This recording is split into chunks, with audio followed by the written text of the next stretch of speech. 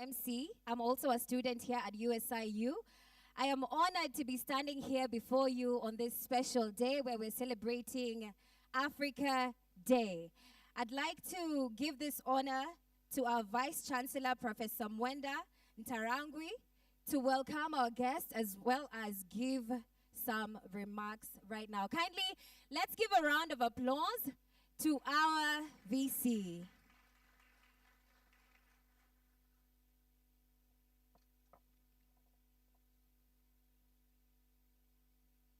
Professor. I wondered even if you know me.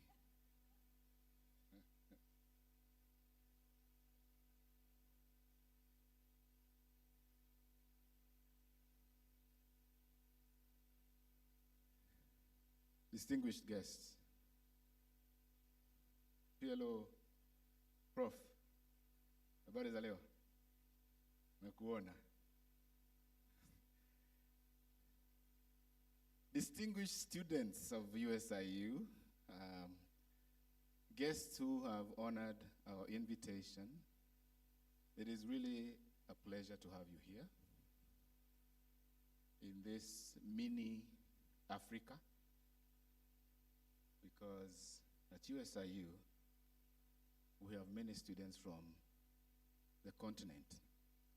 The last time we counted, we had 45. And I dare you find an institution in this region the size of us, who has 45 countries represented here. So it is indeed an honor to be here. And as we gather here this morning to celebrate our first Africa Day here at USIU Africa, I am reminded of one popular Adinkra symbol that for me embodies the spirit that has brought us here today. The symbol comprises of a bird that has its head turned backwards, holding an egg in its mouth over its wings, while the feet and torso are facing forward. The symbol is referred to in Chui as Sankofa and has been associated with a proverb that loosely translates into, "It is not wrong to go back for that which you have forgotten." The act of looking back in order to build a stronger future is the symbolism of Sankofa. Sankofa seeks to accentuate the maxim that one's past is critical in framing, preparing, and understanding one's future. Staying with this Ghanaian reference, let me go back to the words of a man called Osajefo Kwame Nkrumah, given in 1963 regarding African unity.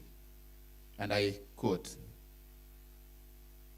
"On this continent, it has not taken us long to discover that the struggle against colonialism does not end with the attainment of national independence. Independence is only the prelude to a new and more involved struggle for the right to conduct our economic and social affairs, to construct our society according to our aspirations, unhampered by crushing and humiliating neocolonialist controls and interference. From the start, we have been threatened with frustration, where rapid change is imperative, and with instability, where sustained effort and ordered rule are indispensable. No sporadic act, nor pious resolution can resolve our present problems. Nothing will be of avail except the united acts of a united Africa. We have already reached the stage where we must unite or sink into that condition, which has made many Latin American countries the unwilling and distressed prey of imperialism after 1.5 centuries of political independence. End of quote. These words were true in 1963, as they are today. It is true, now we have some unions in this form of the East African Community, Economic Community of West African States, Southern African Development Community, Economic Community of Central African States, Community of Saharan States, Alliance of the Sahel States, Arab Maghreb Union, Common Market for Eastern and Southern Africa, and Intergovernmental Authority on Development. How have these unions performed, and what can we do to make them even better? I am also reminded of an address that was given by one Thomas Sankara on 29th July 1987 at the summit of the OAU held in Addis Ababa, Ethiopia. And I quote, "Mr. President, we hear about clubs, the Roman Club, Paris Club, Club whatever. We hear about group of 5, group of 7, group of 10, and maybe group of 100. And what else? It is normal that we too have our own club and our own group. Let's now make Addis Ababa the center from which a new beginning will emerge. An Addis Ababa club. It is our duty to create an Addis Ababa united front against debt. That is the only way to assert that the refusal to repay is not an aggressive move on our part, but a fraternal move to speak the truth. Furthermore, the popular masses of Europe are not opposed to the popular masses of Africa. Those who want to exploit Africa are those who exploit Europe too. We have a common enemy. So, our Addis Ababa club will have to explain to each and all that debt shall not be repaid. And by saying that, we are not against morals, dignity, and keeping one's word. We think we don't have the same morality as others. The rich and the poor do not have the same morality. The Bible, the Quran, cannot serve those who exploit the people and those who are exploited in the same way. It could be used in favor of both sides. There should be 2 different editions of the Bible and 2 different editions of the Quran. We cannot accept to be told about dignity. We cannot accept to be told about the merit of those who repay and the mistrust towards those who do not. On the contrary, we must recognize today that it is normal for the wealthiest to be the greatest thieves. When a poor man steals, it is merely a theft, a petty crime. It is solely about survival and necessity. The rich are the ones who steal from the treasury, customs, and who exploit the people." End of quote. So, ladies and gentlemen, what is our Sankofa? What have we learned from these historical conversations and aspirations? As we share here and in our individual conversations in commemorating the Africa Day, what of these past thoughts and challenges will you take with you as a representative of your country, community, or even institution? What actions will you take in your circle of influence?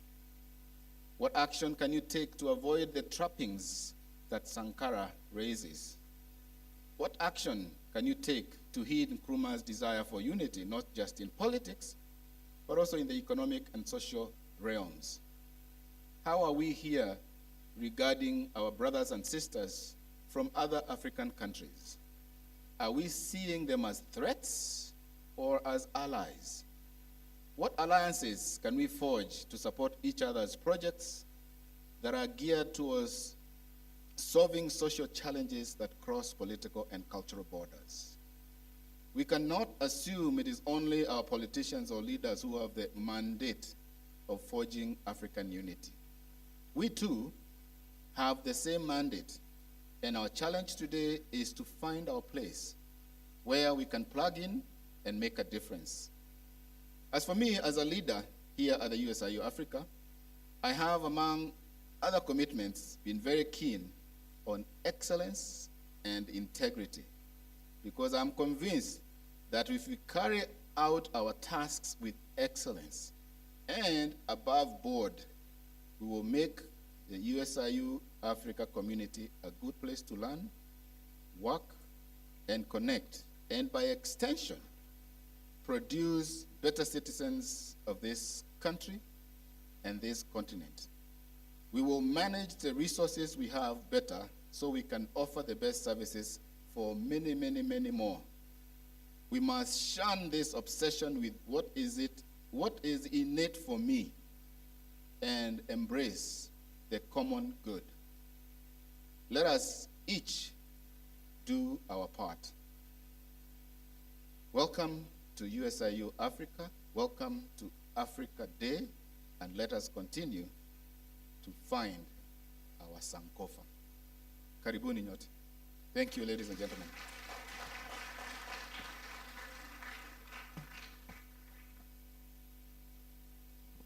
Thank you so much. Once more, let's give a round of applause to our VC.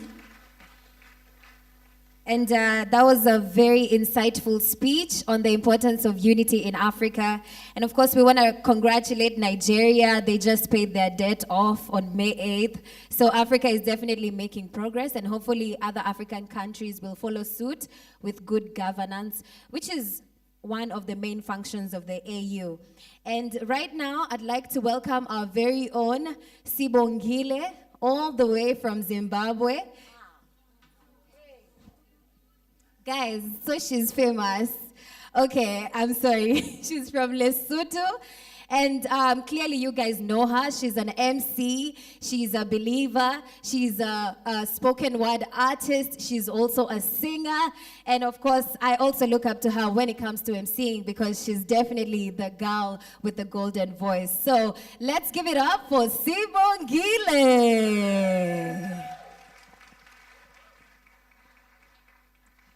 Dumelang. My name is Sibongile Tsasane from the beautiful mountain kingdom of Lesotho, but I'm formerly known in Africa as Mama Africa Titana.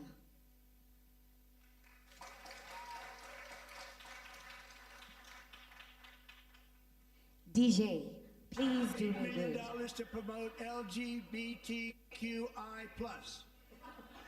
in the African nation of Lesotho, which nobody has ever heard of.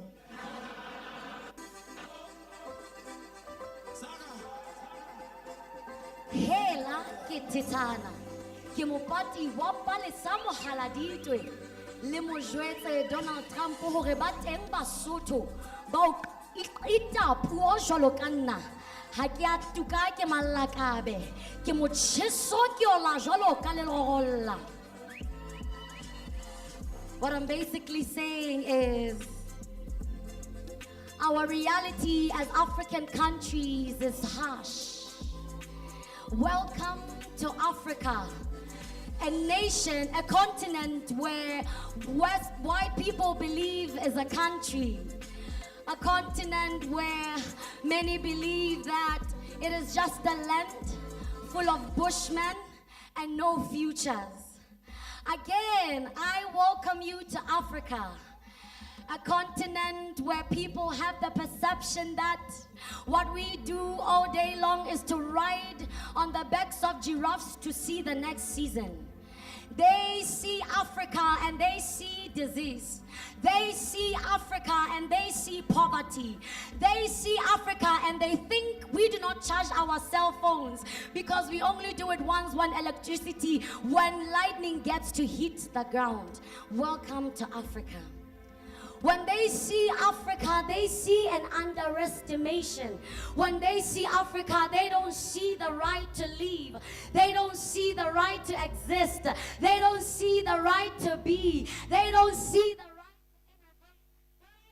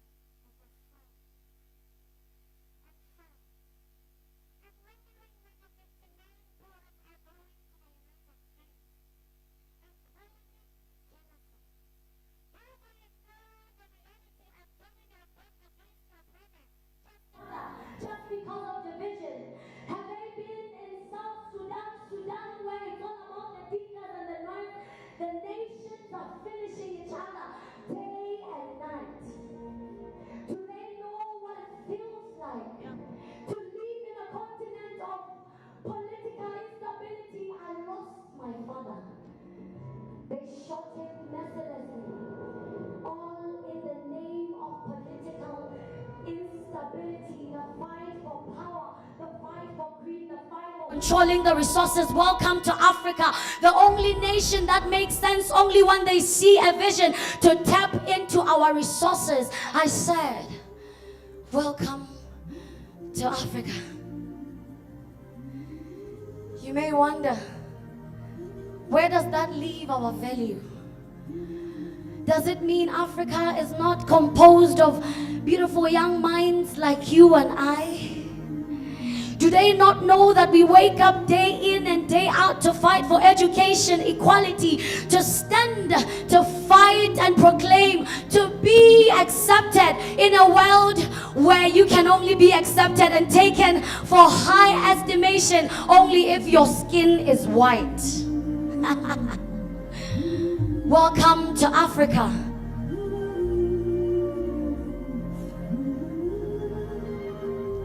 Welcome to Africa, where it feels like we do not exist. I've welcomed you to Africa. Now walk with me as we walk around the globe, where power is defined as compression, influence as manipulation. What is your understanding of power as a black child? What is your understanding of existence as a black child? I say, Africa, Africans, rise. I call you the light, don't stop shining. I call you the salt, don't stop seasoning. I call you power, be unapologetic. Step up, create, move, innovate. Do all you can, because your life is not dependent on them. I'm sorry if I do not identify myself and my worth with the number and the capacity of our military. My economy, the same economy, never created me. I am more than what you see. African child, you are more than what they see. African child, you possess more than what they see. If you do not rise, they will rise. If you do not fight, they will fight. If you do not shine, they will keep on shining. Amanda Awetu, thank you.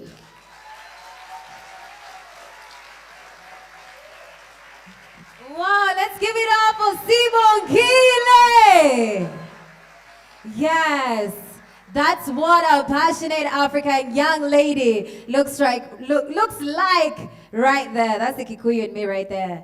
That was so beautiful, you guys. Did you guys feel that? Did you guys feel that? Because I felt that energy. Amazing. You cannot mismark passion. And that's what Sibongile has, and that's why we love her so much. That's what Africa Day is all about, celebrating our uniqueness and our power and our strengths. All right, and I also want to remind you guys that Africa is a continent of stunning natural beauty, rich biodiversity. It's a diverse tapestry of cultures, and some beautiful facts about Africa, which we all know since we're all African, is that we have vast landscapes which are gorgeous and beautiful, and that's why we got them. Summer bunnies coming over here. I know y'all know that. Anyways, so right now, we're going to be having some cultural showcase from Mr. and Miss USIU Africa. So let's give them a round of applause. Mr. and Miss USIU Africa Cultural Showcase.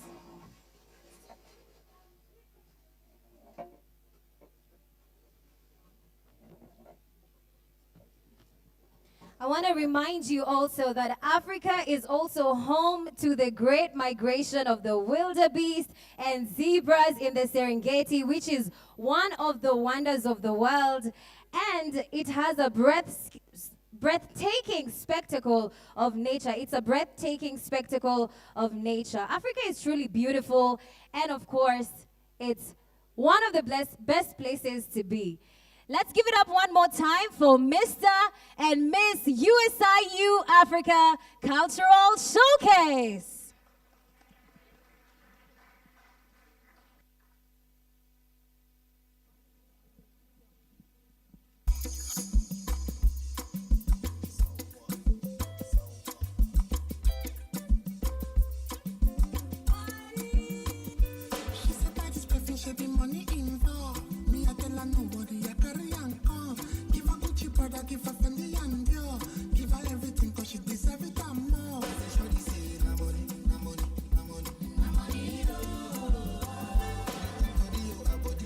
We have the most popular kids on the block, Mr. and Miss Congeniality.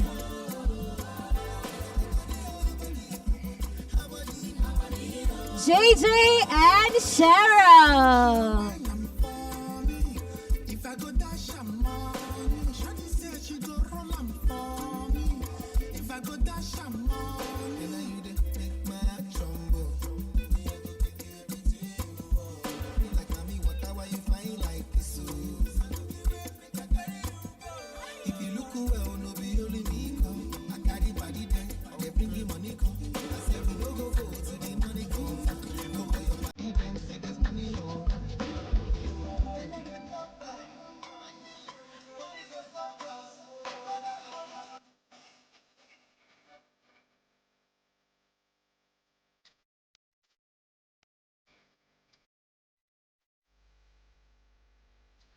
Beautiful. Mr. and Miss Congeniality, USIU Africa. Let's give it up for them, guys.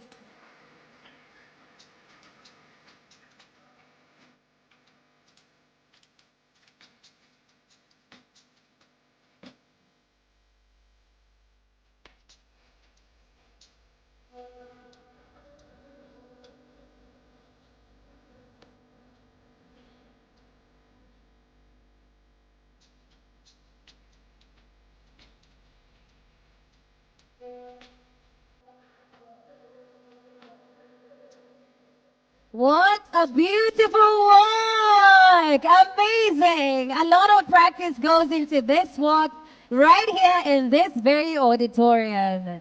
Mr. and Miss Environment. Let's give it up for Mr. and Miss Environment. CJ and Asuta.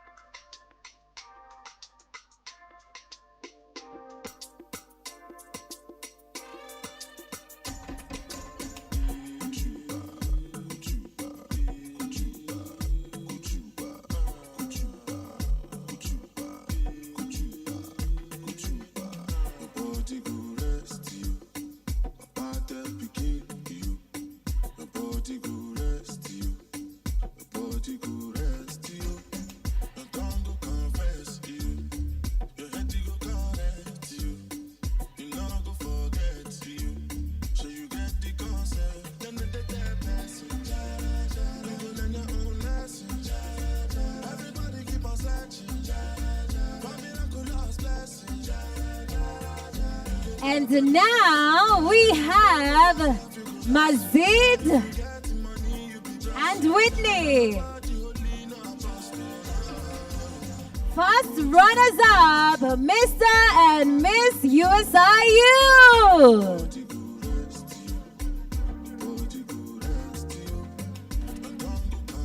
That's Nigeria and Kenya right there, guys.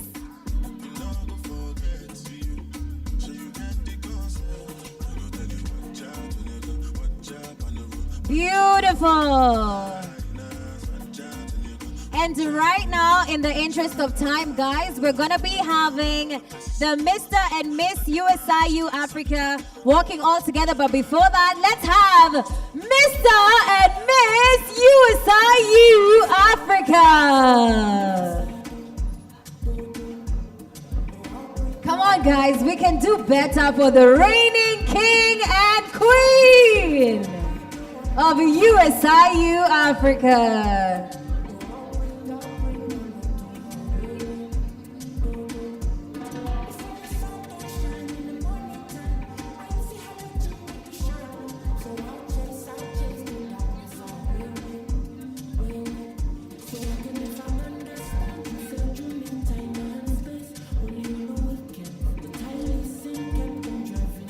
It takes 3 months of training in order to wear that crown. It is no easy fit, and this is a lot of hard work that we're looking at right here. All the way from Tanzania is our Miss USIU Africa 2025.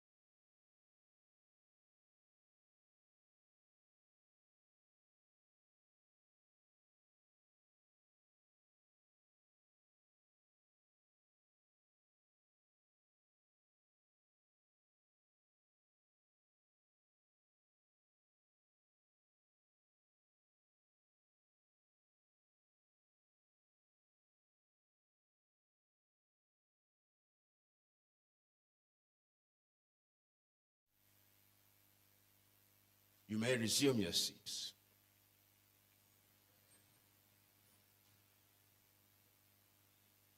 When the young Sibongile made her rendition,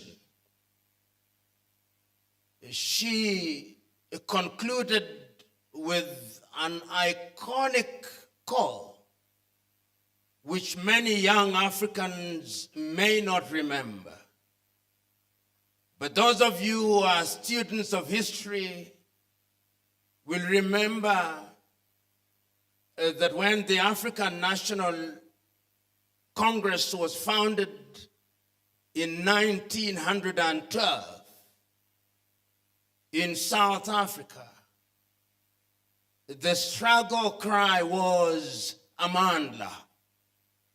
And the response was Awetu Ongawetu, which means power is ours. Much later in the 1960s, when the Pan-African Congress was formed with Robert Mangaliso Sobukwe, another cry also became common in the struggle. And all these were designed to remind us that Africa had at one time lost her power. So they would say, Maibuye, and people would respond, I Africa. These calls were significant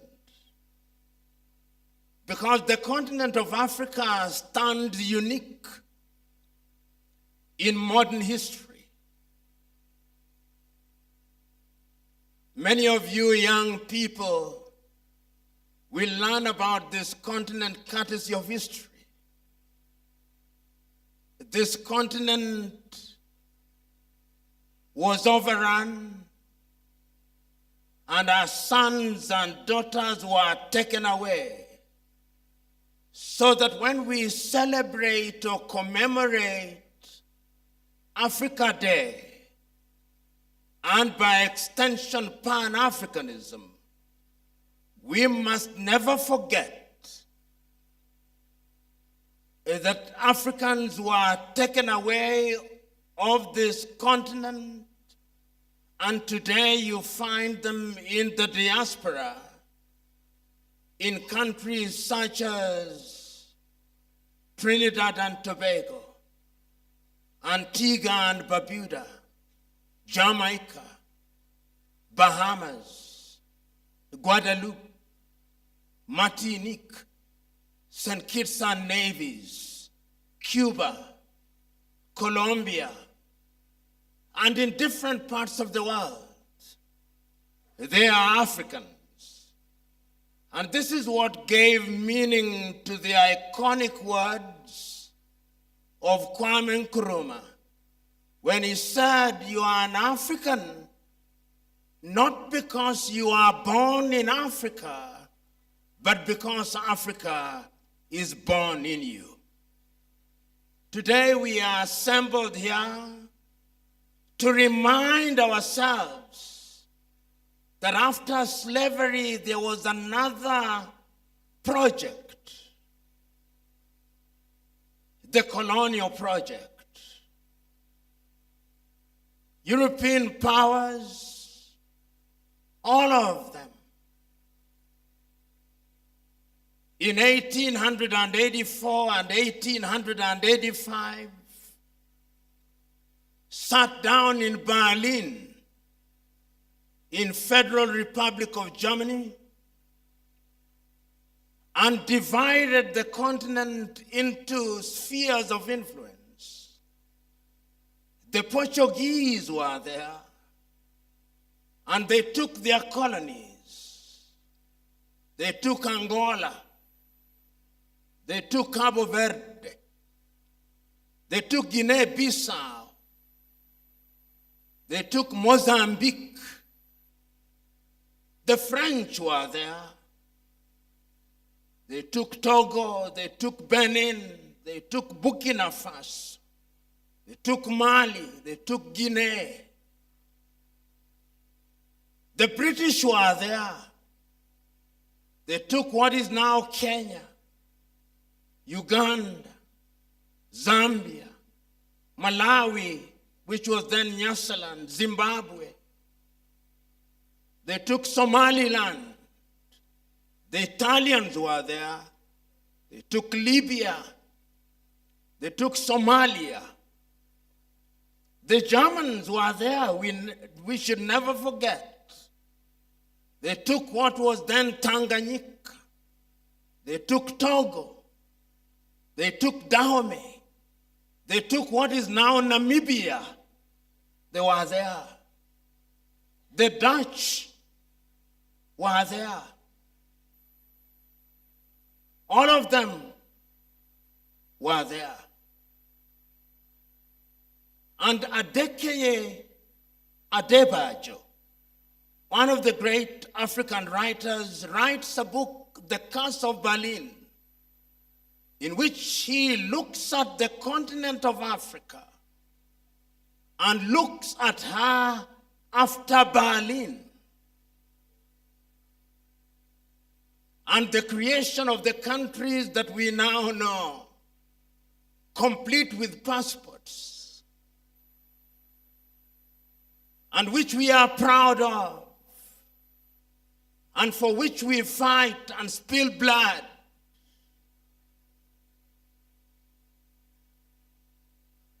But even during those difficult days, when the continent of Africa was under colonial domination, the desire to regain independence was always alive. When, courtesy of history, you read about Pan-Africanism, you'll meet individuals such as Henry Sylvester Williams of Trinidad and Tobago, who convened the first Pan-African meeting in the year 1900 in London, England. You'll meet individuals such as George Padmore, individuals such as Marcus Mosias Garvey. They were thinking about liberating the continent of Africa not only from the chains of slavery, but colonization. Indeed, it can be argued that aside from Ethiopia, which was never successfully dominated, and Liberia, which became a settlement for freed slaves under the Monroe Doctrine, the rest of the continent of Africa was under colonial tutelage. And the spirit of Pan-Africanism that was planted in 1900s by our kith and kin who had been enslaved became the basis of organized struggle for independence. It left the Caribbean and came to the United States of America, where great men such as W.E.B. Du Bois, sometimes referred to as the father of modern day Pan-Africanism, were in the forefront of the struggle for liberation of black people. Those of you who are South Africans will have heard of a great South African who at age 27 was a student at the University of Columbia and delivered one of the most iconic speeches ever delivered on Africa, Pixley Kaisaka Seme, one of the founders of the African National Congress. And I urge you to go and read his speech delivered in the month of April 1906, the regeneration of Africa. The spirit was to regain independence, so that when the fourth Pan-African meeting is held in 1945 in Manchester, in the United Kingdom, which is not so united, as we know, Africans are there. Kwame Nkrumah is there. Nigeria's Obafemi Awolowo is there. Kenya's Jomo Kenyatta is present in Manchester. And the struggle to regain independence starts in earnest. It is a struggle. But we must never forget that even when we talk about independence in the 1940s, at the beginning, there were rebellions. There was resistance. Who amongst you here will not remember Shaka of the Zulu? Who among you here will forget Mukwawa of the Hehe and the Maji Maji rebellion? Who among you here will not remember Dedan Kimathi Washiuri and Mau Mau? Who amongst you here will not remember Hari Thuku? The resistance was there. Those of you who are from Uganda, you will remember Kabarega of the Bunyoro Kitara, and many great individuals. So when we commemorate Africa Day, and we situate it in history in the month of May 1963, we must never ever forget that there is a long history. Students of history will remember a great Congolese, V.Y. Mudimbe, who passed on just a few months ago, and his two iconic books defining Africa. But the history that we are commemorating today is the culmination of a process which, as I've said, started in 1945 and sees the emergence of great Africans across the continent seeking to regain independence from the colonizers. So that in South Africa, we begin to see individuals such as Chief Albert Lutuli in South Africa. We begin to see Robert Mangaliso Sobukwe, Pixley Kaisa Kaseme. You go to Namibia, you meet individuals such as the late Sam Nujoma and Andimba Haman Toivo Yatoivo. You go to Mozambique, you find great people such as Eduardo Mondlane and Samora Moises Marshall. And in Zimbabwe, greats such as Robert Gabriel Mugabe. Never to forget that in Angola, you have individuals such as Agostino Neto. And as you come up, you meet Kenneth David Kaunda and Simon Kapwepwe. And of course, Hastings Kamuzubanda. In that part of the world, Africa is rising. You come to the east, you find many great, Julius Kambarage Nyerere, Jomo Kenyatta, Apollo Milton Obote at that time made sense. Patrice Emery Lumumba in the Congo. You go to West Africa, great such as Nnamdi Azikiwe, Amilcar Cabral. Africa is rising. And when Ghana regains independence in 1957, it is great. Historians will tell you that the first country to regain independence in that sense a little earlier is Sudan. in 1956, and others will tell you it is Egypt in 1922. But Ghana's is iconic because it is the first time that a sub-Saharan country is regaining independence. And I want you to listen to the speech delivered by the USIU for Kwame Nkrumah. He tells his audience on that day that the independence of Ghana means nothing if the rest of Africa is not free. And it is the beginning of a wave, the recognition that if we regain independence as individual countries, then we will be weak because the neo-colonial project is alive and well. And that is why in 1961 in Casablanca, Morocco, a meeting is convened to begin to think about African unity.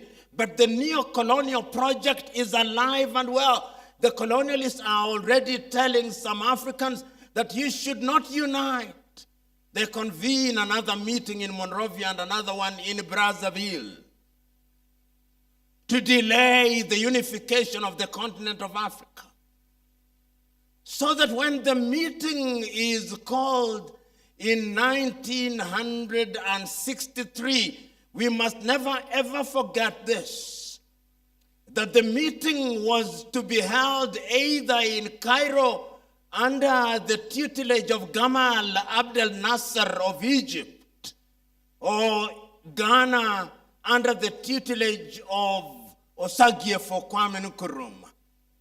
It is because of the standoff that Emperor Haile Selassie offered to host the meeting between the 23rd and 25th days of May, 1963. And I want you to read the speeches. There were 32 of them. There were 32 independent states in Africa in 1963, and they spoke, each one of them speaking sense, even the ones who became senseless a little late. There was something, there was a spirit of unity. I can still, when you hear the voices of those who are speaking on that day, David Dacko of Central African Republic say, we are so small that we cannot survive. Julius Nyerere says, we have not come here to remind ourselves of how significant unity is. We want unity as the only way to immunize ourselves against the diabolical machinations of the erstwhile colonial powers. All speeches are great. Emperor Haile Selassie,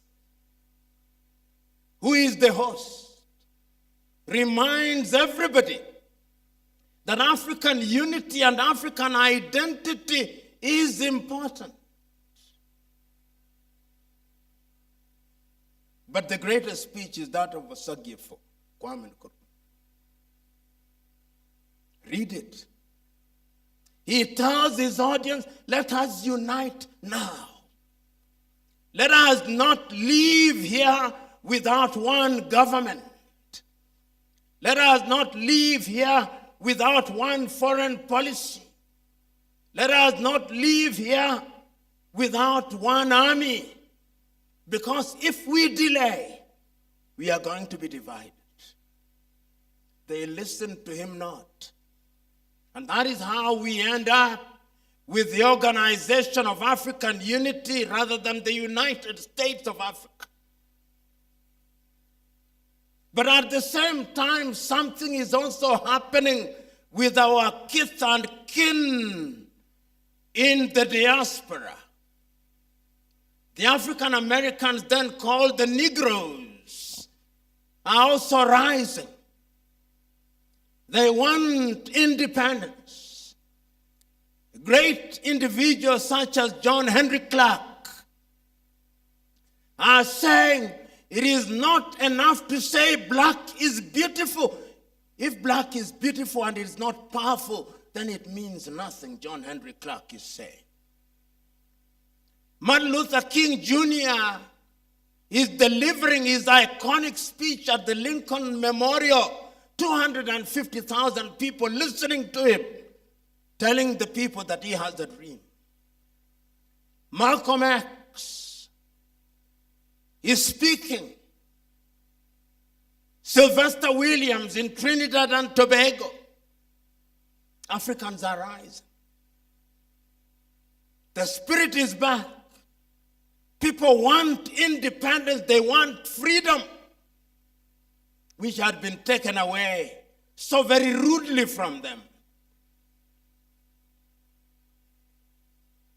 It is Frantz Fanon who says that the process of enslavement and colonization was also a humiliating and dehumanizing process.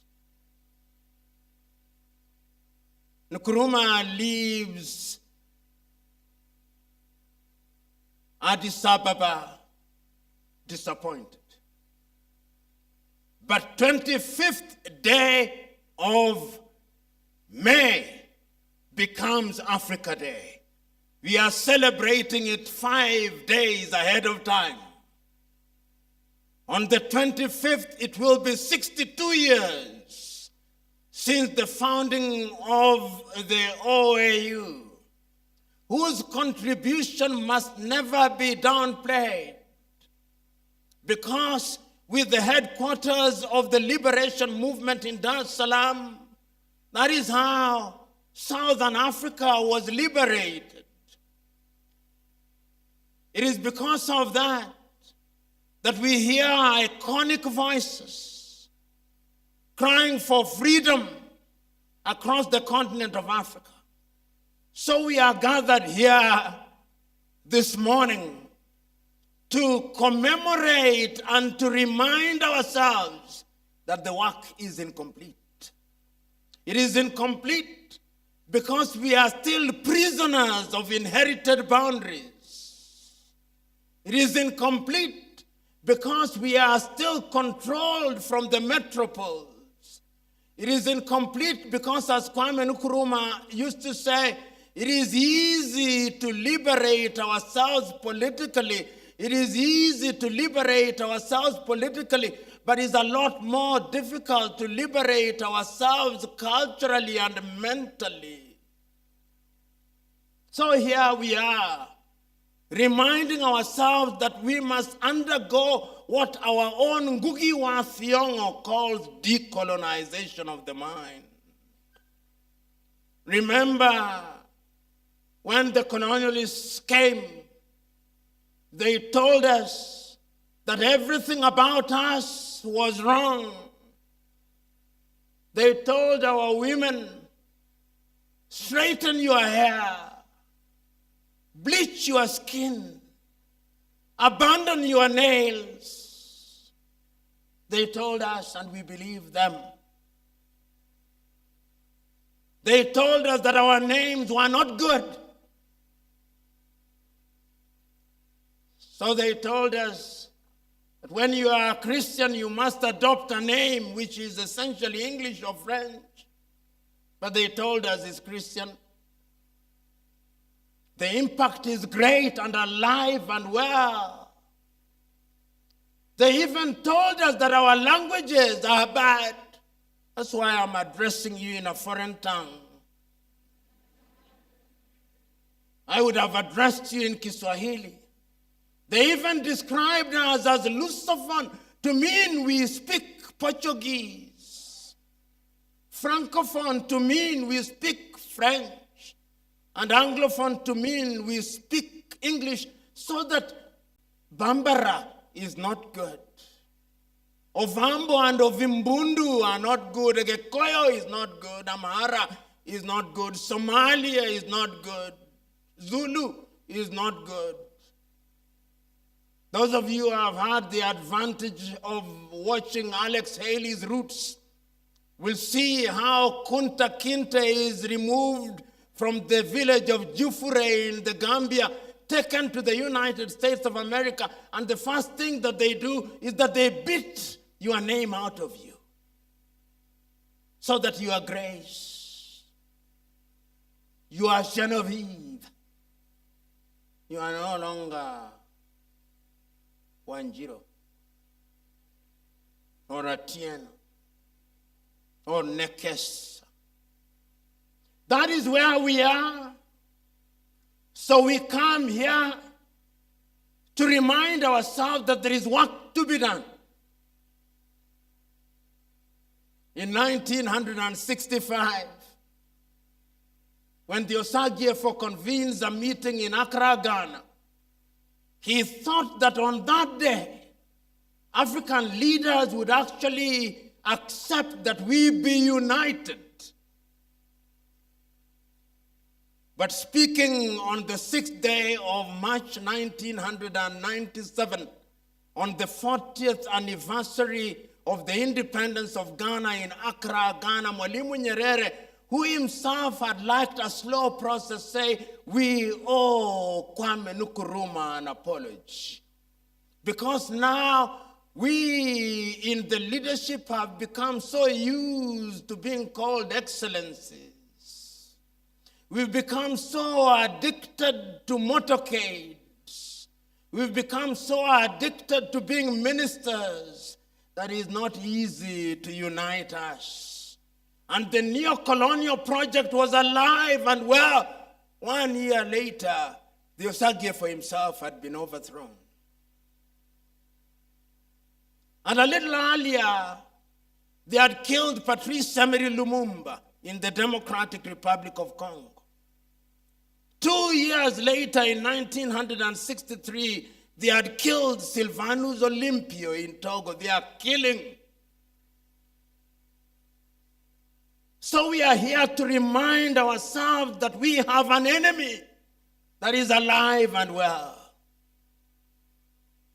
An enemy whose desire is that Africa remains disunited and weak, so that she can be manipulated. So that occasionally, when the spirit of true revolution comes, they are eliminated. That is how they eliminated Amilcar Cabral, Abel Jassy of Guinea-Bissau. That is how they eliminated Thomas Sankara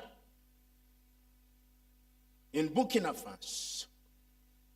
That is why they want to eliminate Traore and many others. That is why they are sponsoring insurgency in Burkina, in Mali, in Chad, in Guinea, in northern Nigeria. They are alive and well.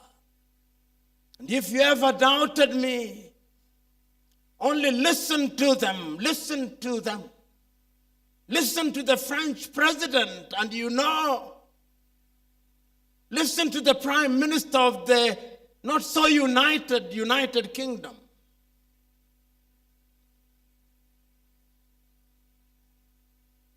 Listen to them. So today we are gathered here to remind ourselves that if Africa is to be great, it is you young men and women who must make her great. This is an intergenerational warfare. You cannot afford the luxury of do-nothingism.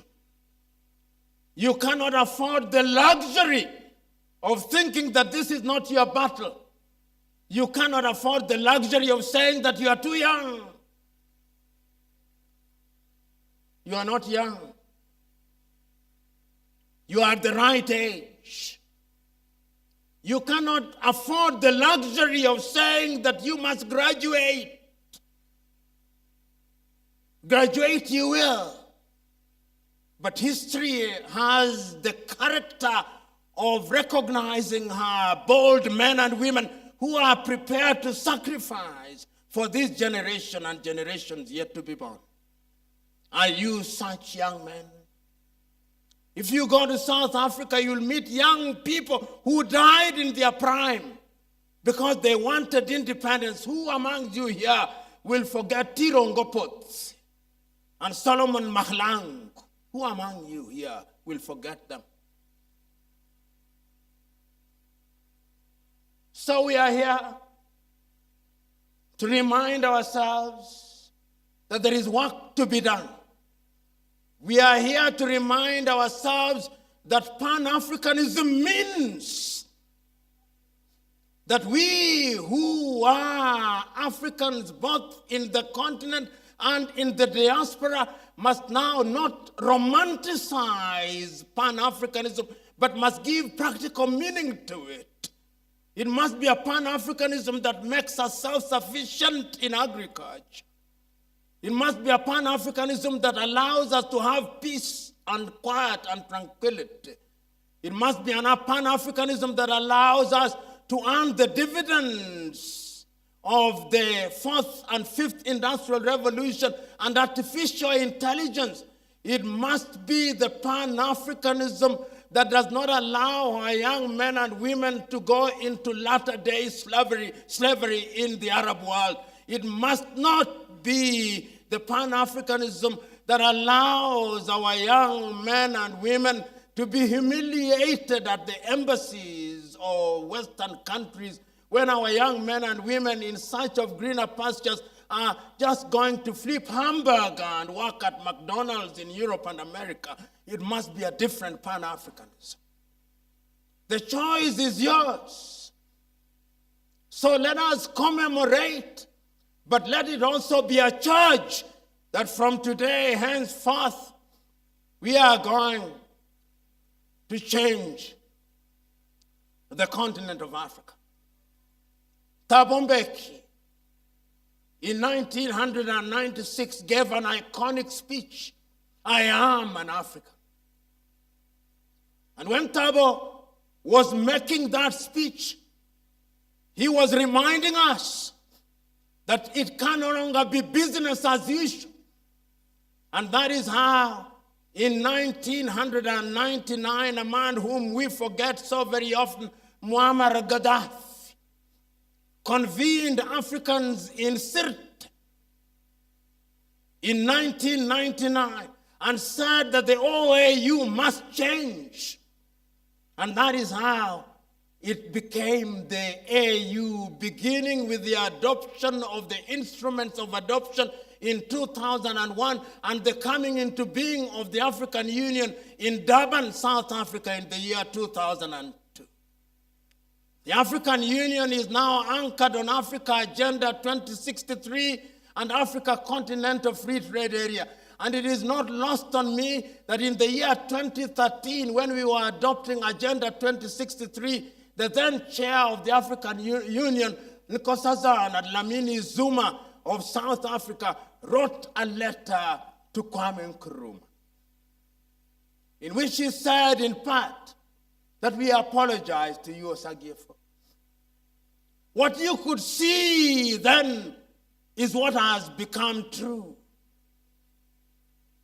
So, ladies and gentlemen, so fellow Africans present in this assembly and Africans of goodwill and friends of goodwill, when you leave here, let it not be that you have just been part of a jamboree. When you leave here, go and search your souls. When you go to Cameroon, in Ambazonia, ask yourself what you can do. When you go to Ouagadougou, ask what you can do. When you go to N'Djamena in Chad or Hargeisa in Somaliland, ask what you can do. Because, as one Kenyan said in 1967, many times we in Africa are looking for a Moses with a rod and staff to part our Red Seas, to call pillars of fire, to hit rocks that water may come out, to summon manna from heaven. There is no such Moses. You are the Moses. Thomas Joseph Mboya said in 1967, we are waiting for a Superman. There is no Superman. There is no superwoman. We are the superwomen and supermen. So today, if you came here as a coward, please leave as a man and woman of courage. Cowards die many times. I'm not asking any of you to be suicidal.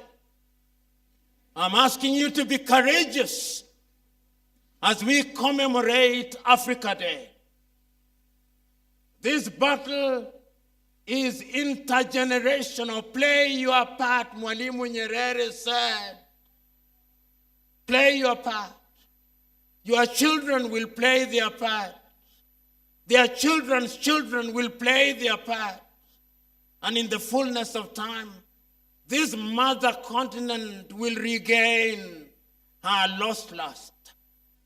So when I look at Africa, I look forward to the day when from Cape Town in South Africa, on my way to Cairo, through Windhoek, through Lusaka, through Lilongwe, through Nairobi, through Dodoma to Bujumbura and Kigali and Juba and Khartoum, there will be no passport. I look forward to that day.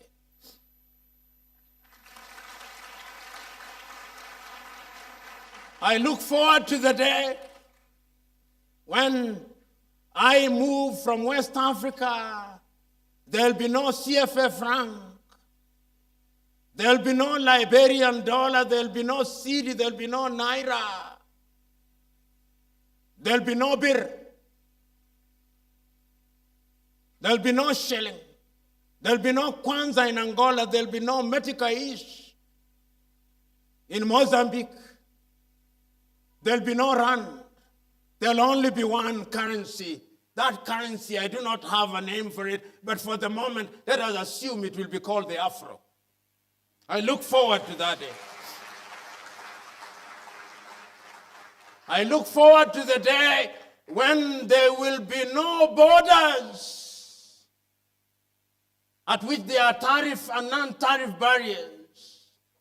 I look forward to that day when I'll have a bus ride from Dakar in Senegal to Djibouti. I look forward to that day when I'll have a bus ride from Asmara to Luanda in Angola. It can be done. It must be done.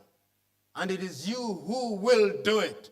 That is why we are celebrating Africa Day, and that is why I say Amandla. And that is why I say Maibuye, I Africa. God bless you.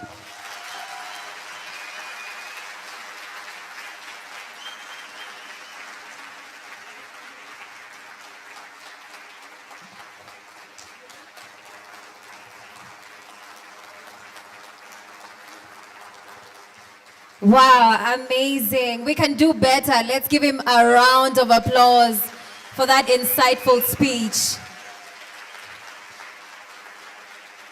That is Professor P.L.O. Lumumba, a professor of public law and somebody that is very passionate about Africa. I want you guys to reflect and ask yourself, what have I done for Africa? What have I done for my motherland? And that can be as simple as making sure you attend your classes, making sure you do your assignments on time, making sure you go that extra mile to learn so that you can be the best version of yourself, because that's what Africa deserves, right? All right. That was amazing. And there is a Chinese quote that says, the best time to plant a tree was 20 years ago, and the next best time is now. And Nelson Mandela, when he started fighting for the liberation of South Africa, was actually only 20 years old. And he took such a big responsibility, which later landed him in jail for years and years of his life, which is a story we've had resonate among many African countries and leaders who are no longer with us. And they fought for our freedom so that we can be right here, right now, getting educated, getting better, so that we can build a better Africa. Also, give yourself a round of applause for being here and taking the initiative to be a better you.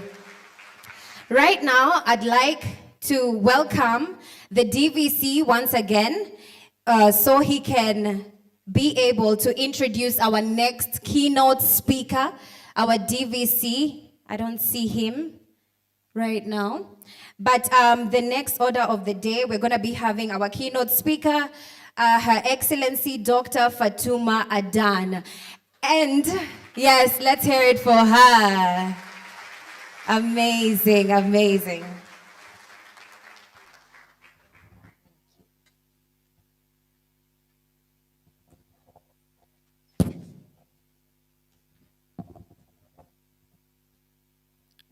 Thank you. I want us to breathe in, breathe out, and briefly change your mindset. After listening to Professor P.L.O. Lumumba, I felt and I feel you are expecting a similar speech. I want to reassure you that I cannot and will not, unless when I grow older, I would be speaking like Professor P.L.O. Lumumba. I hope you've changed your expectation. This is Fatuma. I work for IGAD. In keeping with the momentum that Professor P.L.O. Lumumba has set, and I want to say, Professor, thank you very much.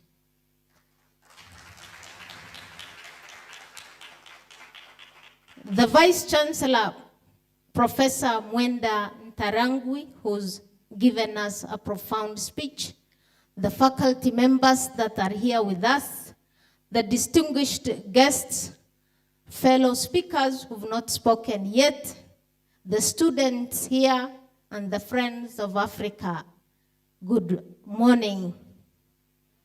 Habari ya asubuhi. Thank you.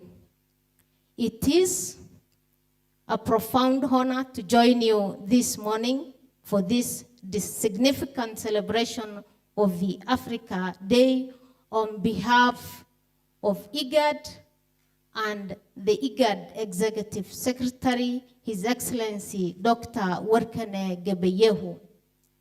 From the word go, I would like to acknowledge our keynote speaker again, our formidable Professor P.L.O. Lumumba, whose clarity, as you've seen for yourself here, of vision and lifelong commitment to the African continent and African Renaissance continues to inspire many of us at the national, regional, international arena.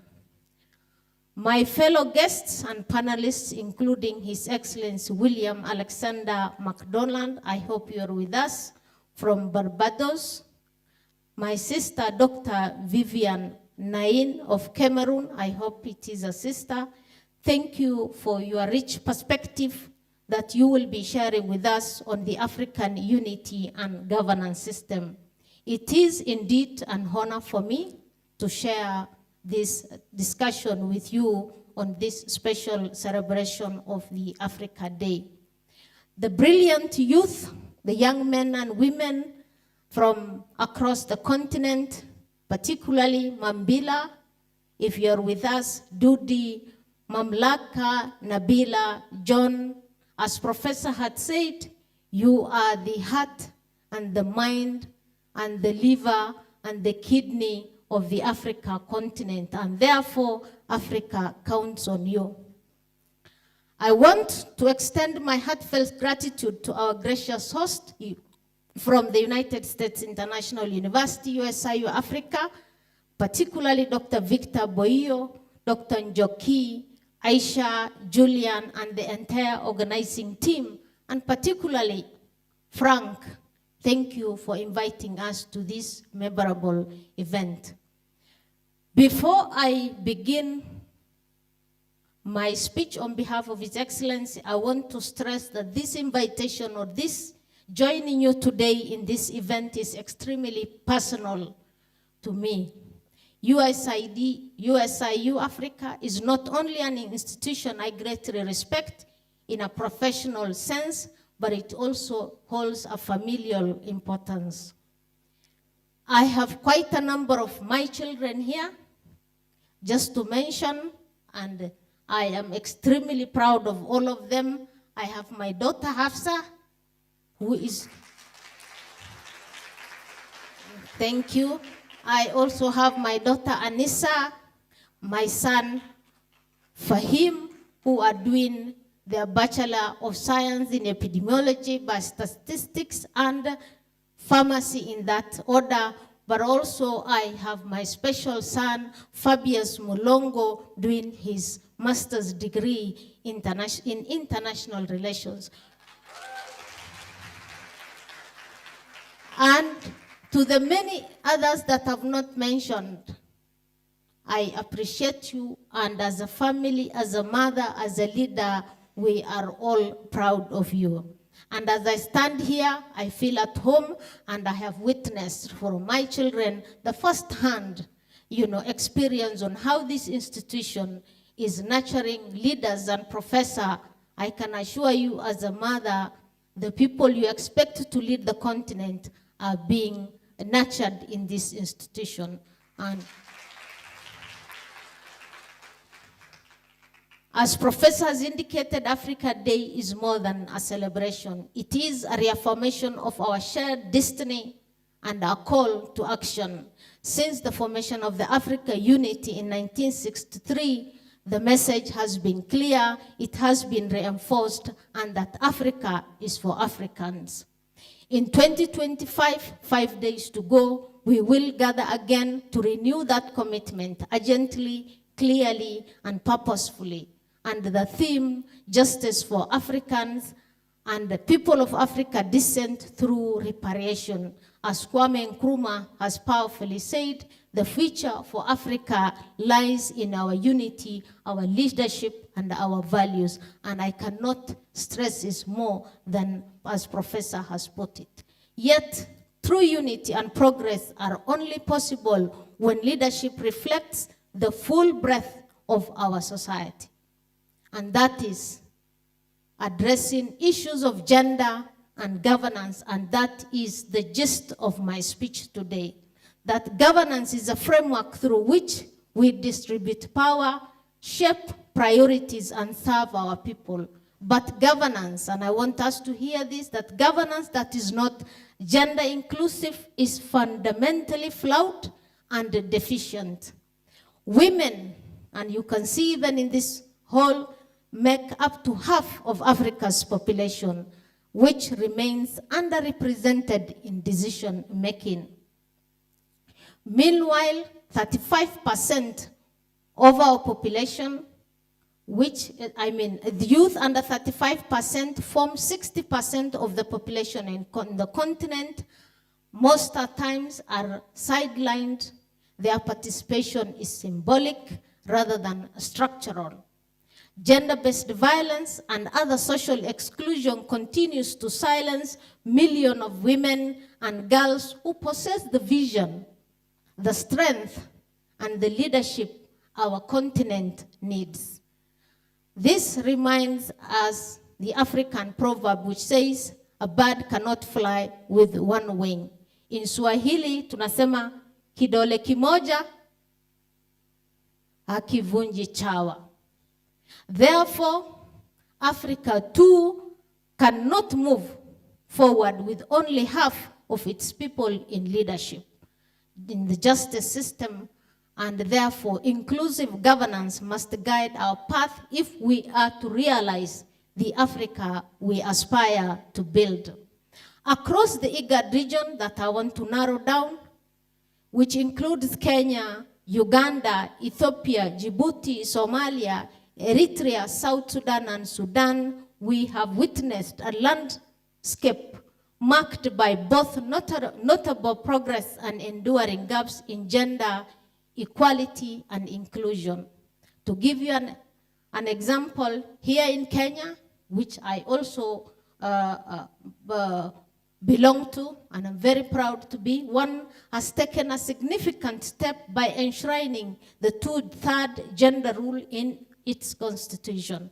Women, as we know, hold key positions in our national government, in national institutions, including the Chief Justice, the cabinet secretaries. We have women governors, we have women deputy speakers at the National Assembly. But we also have women at the county level or the subnational level, as we call in IGAD. However, full gender parity remains a goal rather than a reality in Kenya. And it is essential that we hold our institutions accountable to this constitutional promise. Ethiopia, which is one of the countries of IGAD, has made historical strides by achieving gender parity in its cabinet and appointing Africa's female president, Her Excellency Sahla Work, whose tenure has concluded this year.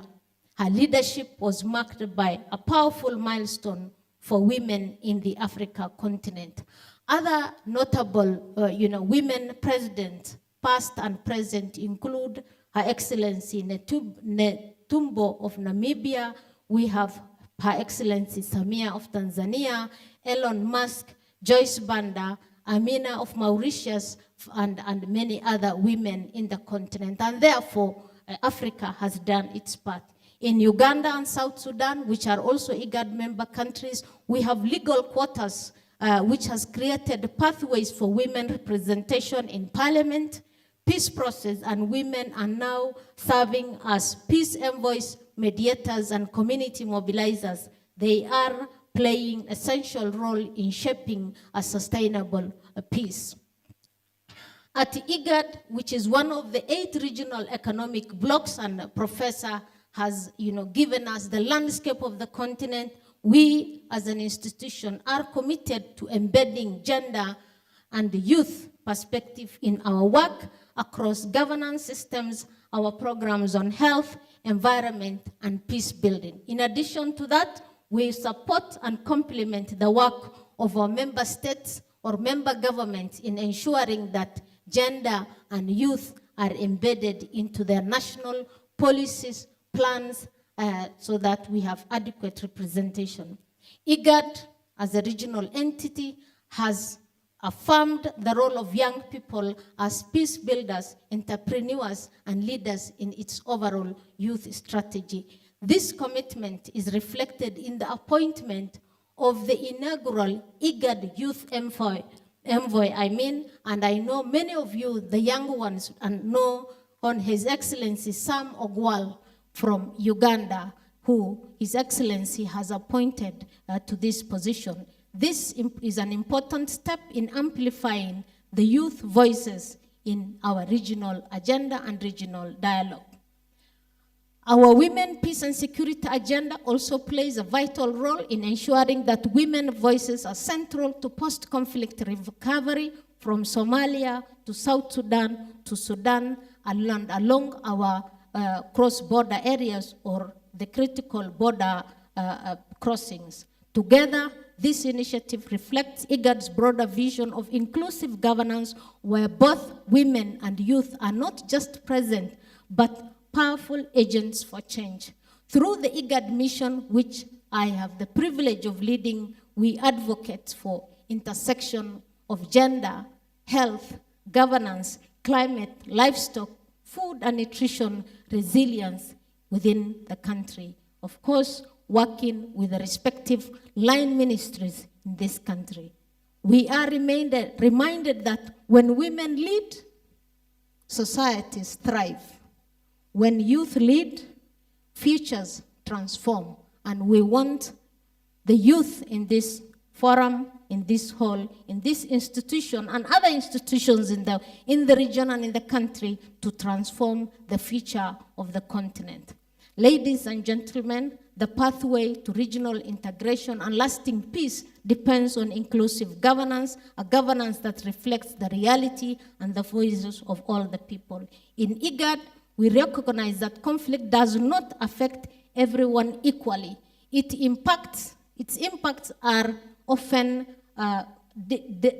deeply gendered, and therefore our responses, our interventions must be both inclusive and gender aware. In the pastoral communities, which I also come from, women, though frequently excluded from policy making, are often the first ones to notice rising tension over scarce resources. And you know, as pastoralists, we fight over water, we fight over pasture, we fight over, resources, but women are the ones who see this tension. However, their insights are never taken into context and they're never heard.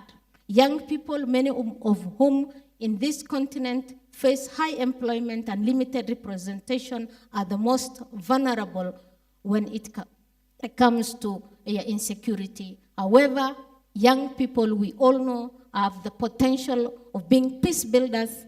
They bring in innovation, they bring in the energy, and have a long stake in a long-term solution to peace and security in the region. True regional integration transcends formal treaties and diplomatic agreement. It is established in our everyday spaces, from the council chambers to community kitchens, where women, youth, and marginalized voices must have a seat in the table. Inclusive governance is not merely a principle. It serves as a practical foundation for peace, prosperity, and unity. At this point, allow me to directly speak to the young people in the room. The young people, Muko, are you hearing me? Did you hear what Professor told us? I want you to hear me very well, and now this speaks to you. This is your moment. Professor said you are not too young. This is your moment. Africa is not waiting for you to grow older, and I think we've heard Professor. Africa is calling on you now. You are being called to fully engage in the work of rebuilding our continent, a continent that reflects your need, your aspiration, and your values. Whether it's designing new governance systems, creating inclusive platforms, or leading with integrity, vision, your time is now. This journey towards transformation must include everyone. To the young women here, do we have young women here? Anyone younger than me is a young woman in this house. We want you to claim your space. Claim the young women, make sure you take position. You must claim your space. You must assert your voice. You must speak out. Even if your voice quivers, your presence and perspectives are essential to shaping a more just and inclusive Africa. And that is to the women that I am speaking to. At USIU, as I indicated, I'm happy to report that you are already rising to this challenge. You participate in meaningful debate. You take lead in student governance system, to the young MCs, to the ushers, to ambassadors. You saw the young men and women representing our member states or our government, our member states and our countries. You have seen what it means to be a student at USIU. And therefore, you are in the right forum, you are in the right institution to build the men and the women we want to build that continent. As I conclude my remarks, I want to remind all of us that the future of Africa is a collective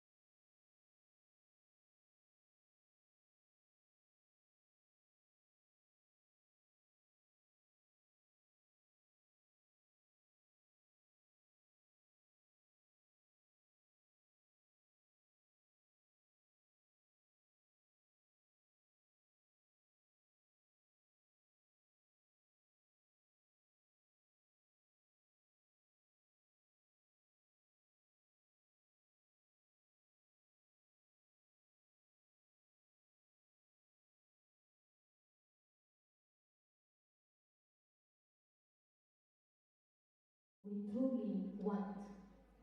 So let us all commit to choosing inclusion, let us lead with equality, and let us govern with compassion. With those many words, I want to say asanteni sana, thank you, and may God bless Africa, and I wish you a happy Africa Day.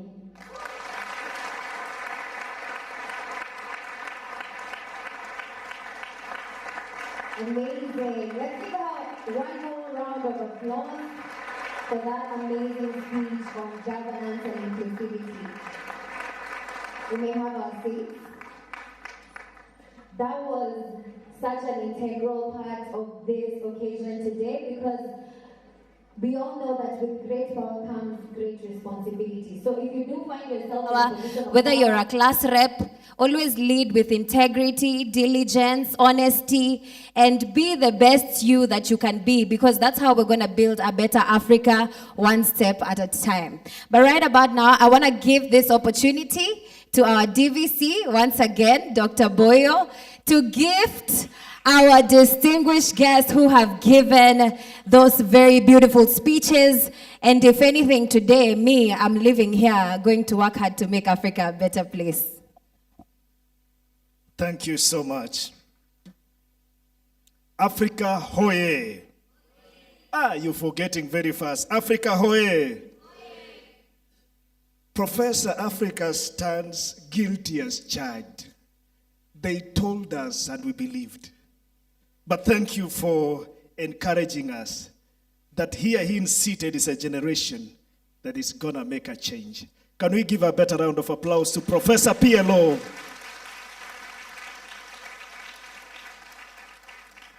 What a day and what speeches. Thank you so much. Before I do the appreciation of our keynote speakers, in the spirit of who we are, celebrating Africa Day today, when I began, I mentioned that we've been honored by great people, guests and visitors that have come to be with us today. And I just want to acknowledge them and appreciate them. We'll be giving them a round of applause as I make mention of each one of them, so that today we can get to know how Africa and Africans believe in themselves. Allow me to begin by recognizing the presence of a guest representing the Ministry of East Africa, Mr. Otieno Wekesa. Let's give a round of applause to Mr. Otieno Wekesa. Thank you. Thank you. We have a team representing the High Commission of Barbados in Kenya. If they can be upstanding so that we can appreciate them. Give them a round of applause, please. You can do better than that. You can do better than that. We have His Excellency the Ambassador of Somalia with us. Oh, he stepped out. Thank you. We can give him a round of applause in absentia. I've also received the presence of Ambassador Designate from Rwanda. Thank you, sir. Let's give him a better round of applause. Appreciate. Thank you. And ladies and gentlemen, we are honored to have a representative from Burkina Faso. A round of applause. We love Burkina Faso. We can do better than that.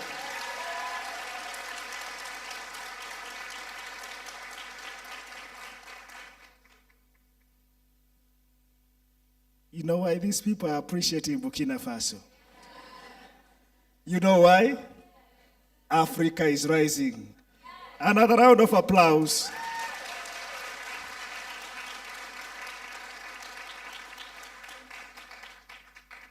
I'll be recognizing other guests as we do that. Before I do the first award, allow me also to appreciate the presence of the President of Alumni Association of USIU Africa. A round of applause for the President, USIU Alumni. Thank you. Thank you. Allow me to appreciate the presence of leaders from other universities. I saw the Dean of Students, KCA, and other universities, leaders from other universities. We can give... Bwana Ngobia, be upstanding, please. Let's give Ngobia a better round of applause. Thank you. His Excellency Ambassador Somaliland, a man that I've worked with the young people. And I think, Your Excellency, I want you to greet these people. I work closely with His Excellency on matters University and Colleges Peace Association Network, which began in Kenya and it's moving to Somaliland. I want him just to greet these young people. Please, Balozi, just say Jambo. Thank you very much. It's my great pleasure and honor to attend this great event in African Day. It's our pleasure. And all distinguished guests, Professor Lumumba, ambassadors, professors, students, everyone here, it's our great pleasure and honor.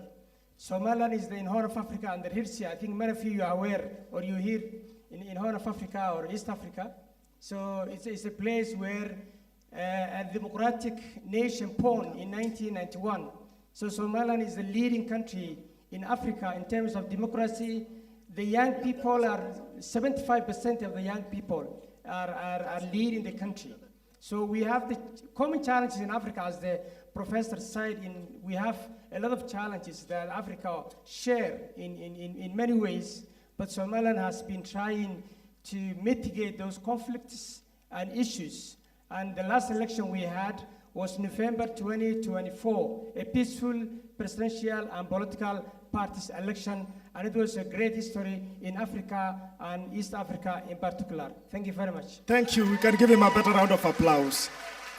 Represented in the House, we have Representative and Ambassador Mozambique. A round of applause, please.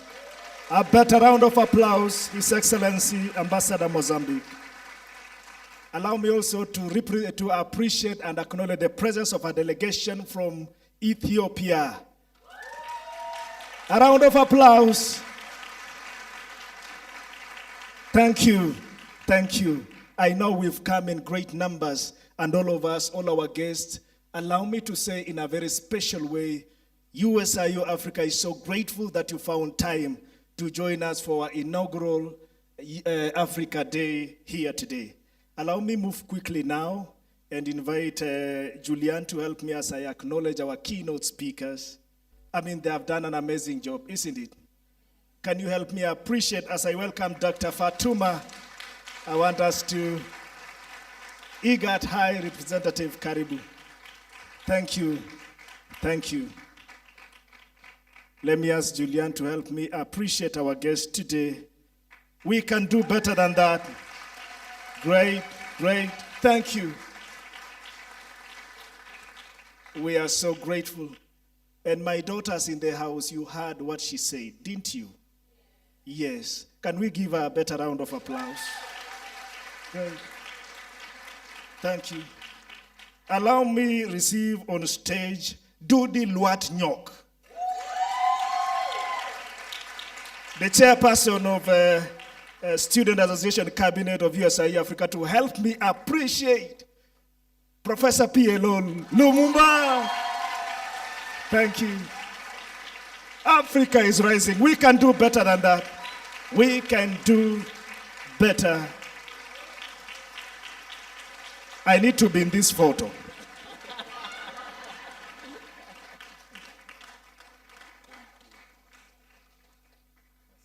Thank you. Thank you.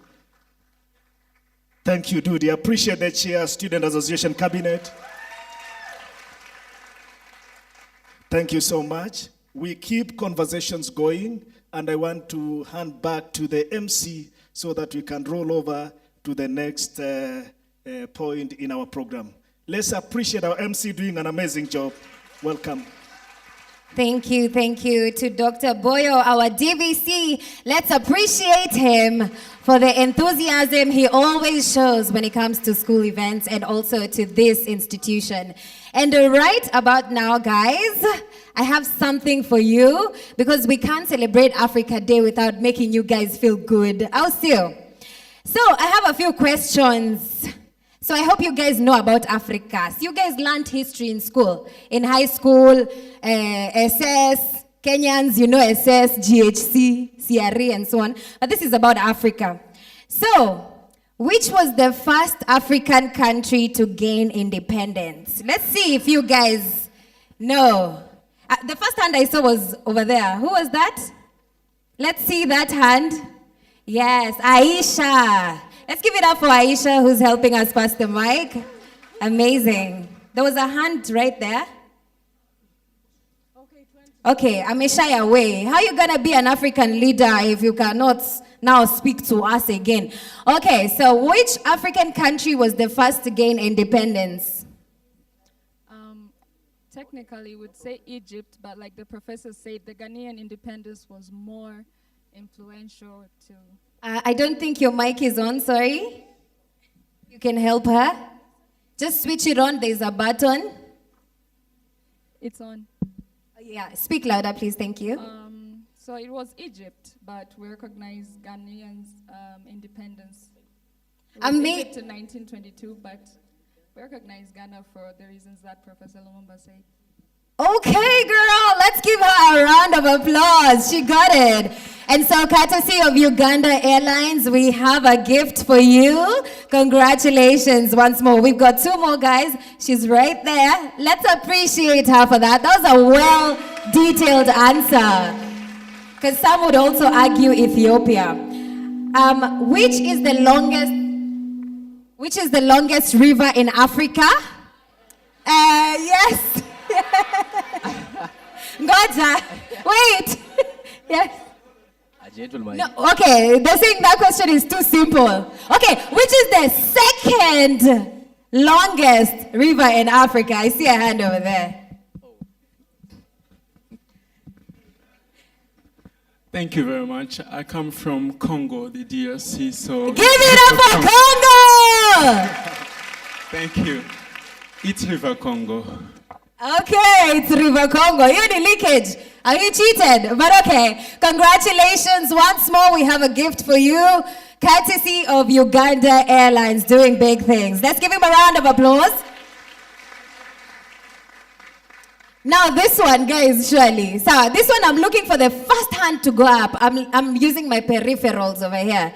Which is the tallest mountain in Africa?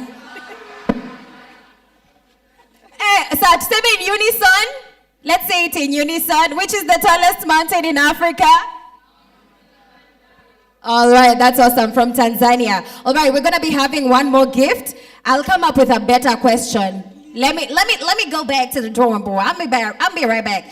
Okay, so right now it's about that time we've been waiting for. There's a performance by Team Kenya coming right up. Actually, a performance by all the countries in USIU.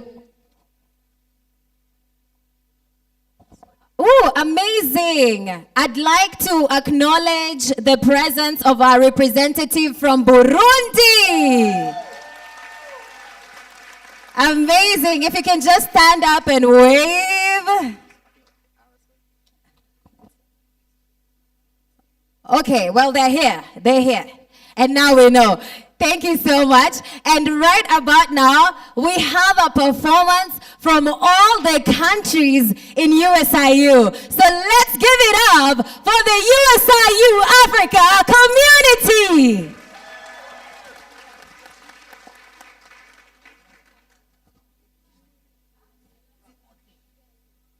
All right, so modeling for us one more time is Team USIU Africa. Let's go.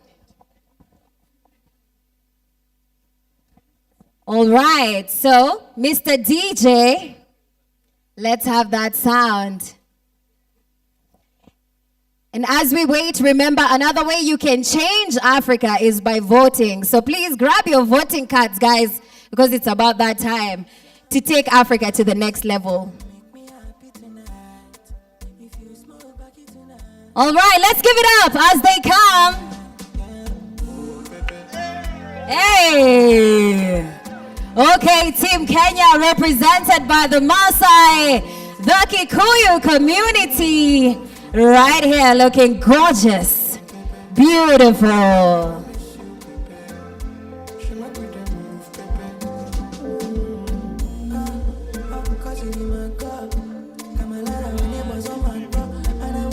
Amazing! Let's give it up to Team Kenya being represented by the Mountain.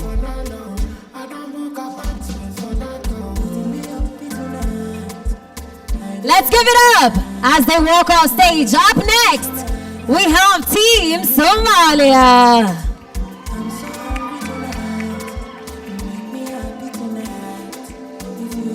The Horn of Africa.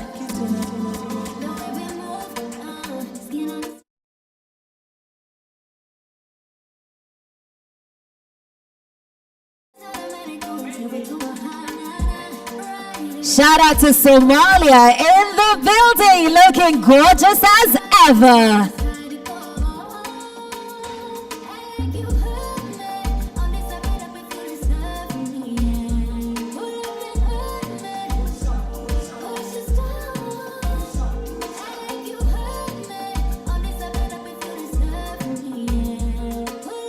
USIU just had their culture week last semester, and these were the beautiful faces we got to experience.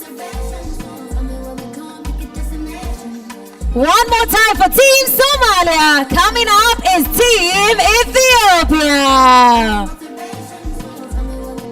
Yes, the country that was never colonized. They said, Italy, get out of here, man.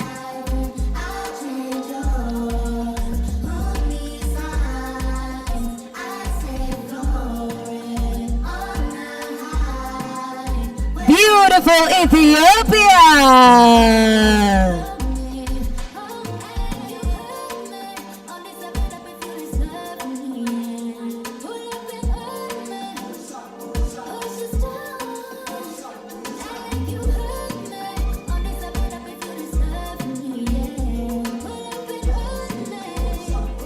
The country that discovered coffee.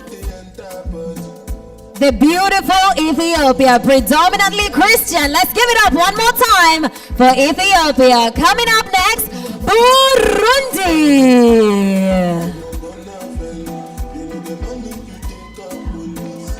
Yes. The famous dramas originate from Team Burundi. If you attended the Culture Week at USIU, I'm sure you saw the magic that went down with the beats of Africa.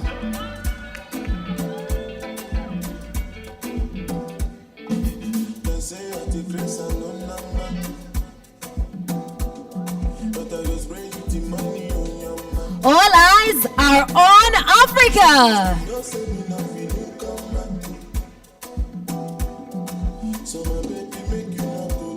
Coming up next, let's give it up for Team Burundi. Coming up next is the neighbor, the cleanest country in Africa, Team Rwanda. Let's give it up for Rwanda.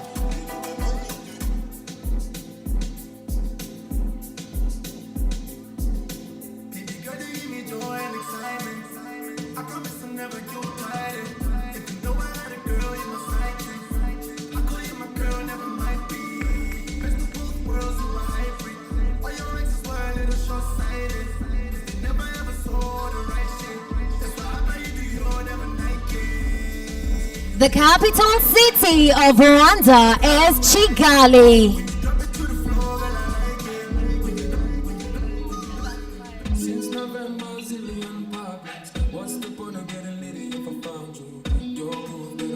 Rwanda is the home of several active volcanoes. Hopefully we're gonna get some diamonds from Rwanda soon.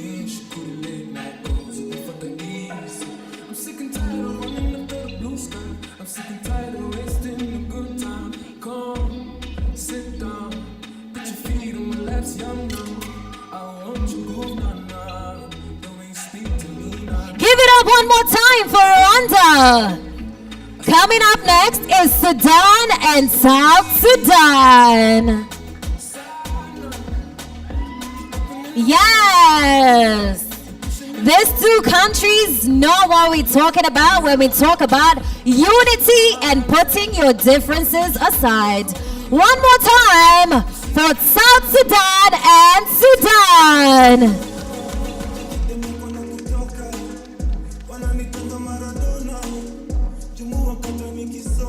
Yes.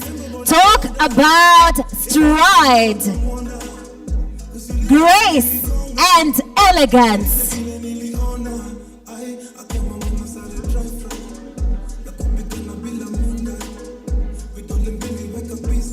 These are the black diamonds of Africa. Sudan and South Sudan, one more time. Coming up next is DRC. Let's give it up, people. This is Congo, you guys. We can do better.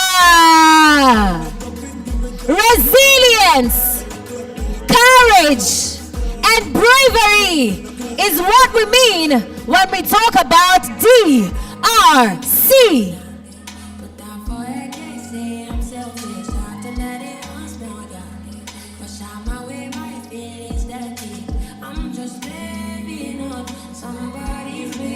Congo still rises despite of the adversities that continue to challenge this beautiful African country. One more time for DRC. Coming up next, the giant of Africa, Nigeria.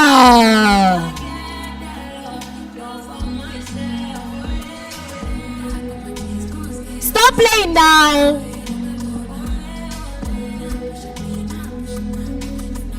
Nigeria has one of the largest populations in Africa, boasting of over 300 different languages. Nigeria.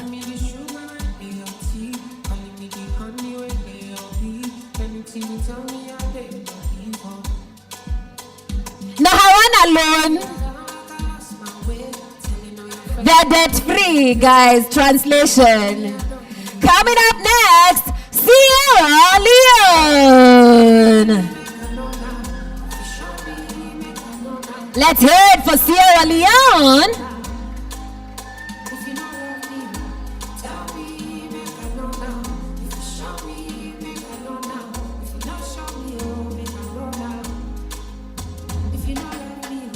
Sierra Leone has some of the most beautiful white beaches in Africa. Some say it's better than the Maldives. Come on now.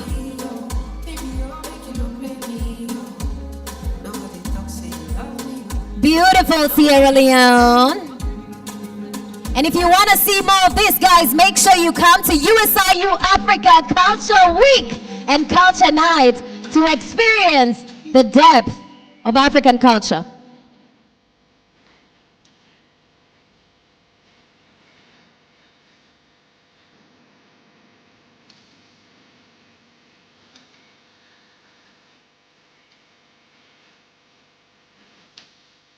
Give it up for Sierra Leone.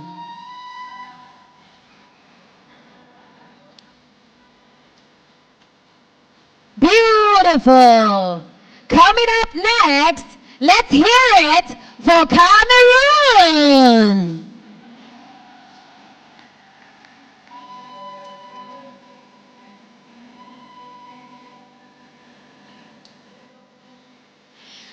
The official languages in Cameroon are French and English. Bonsoir.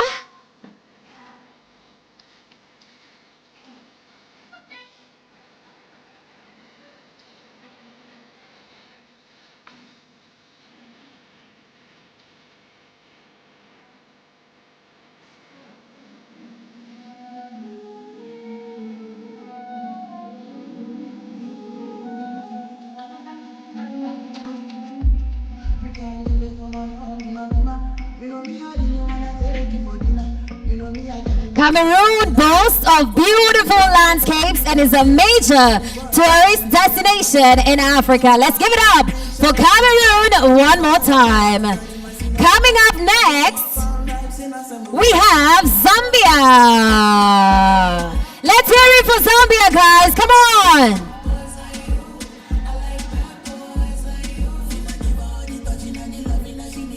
The Ngoni culture of the Zambian people is a rich and vibrant tradition rooted in the history of the Ngoni tribe. Gorgeous.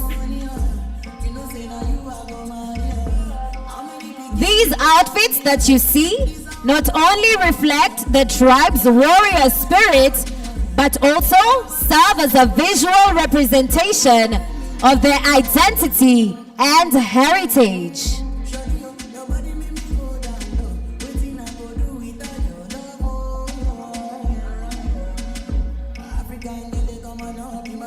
Yes, give it up for Zambia one more time.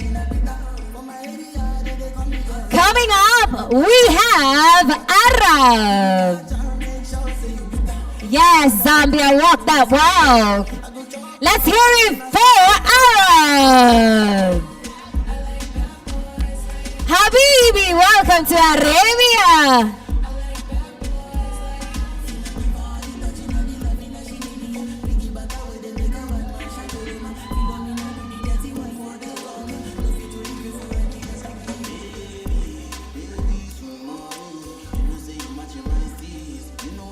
The Arab communities in Africa.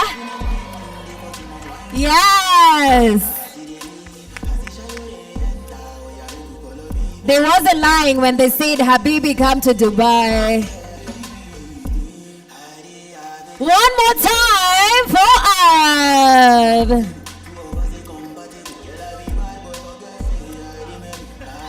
Woo!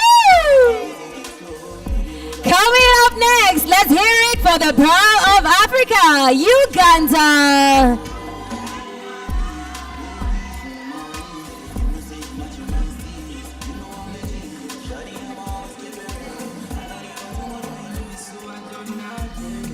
Uganda is a landlocked country whose diverse landscape. Hey!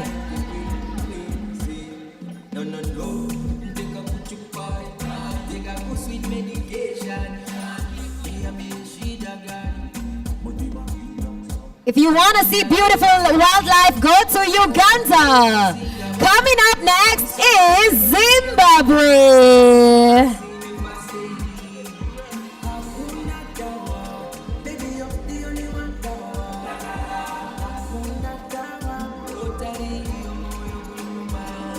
Okay, Zimbabwe.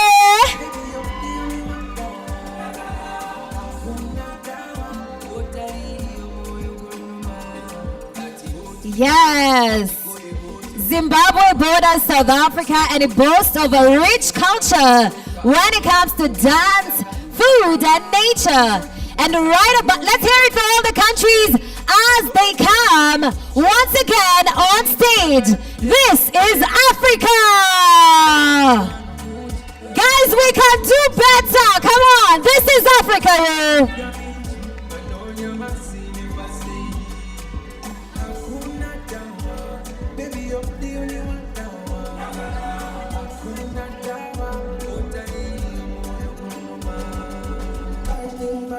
This your matter make me to the one thing. Why do this so come make I give you one touch? I pass on and I want you to be mighty. Interesting quiet.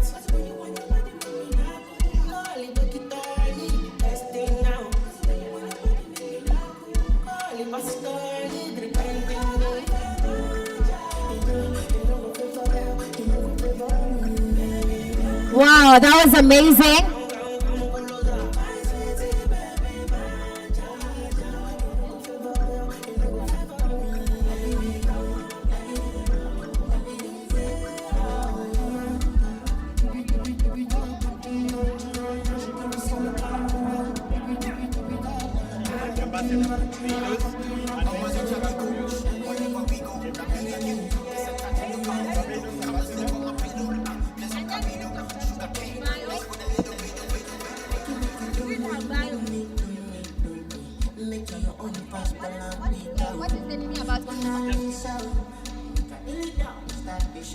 All right, so right about now, guys, we are having our very first panel discussion. If I can get guys to come help us. Oh, thank you.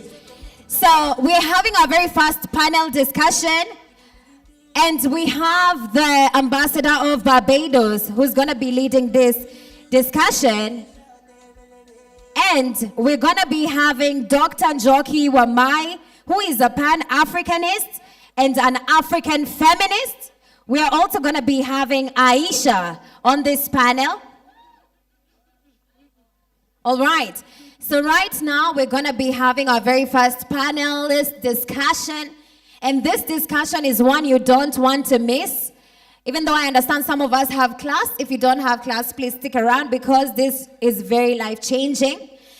Dr. Njoki Wamai is a Pan-Africanist, an African feminist, consultant, and an assistant professor in politics and international relations at USIU. Some of you may know her.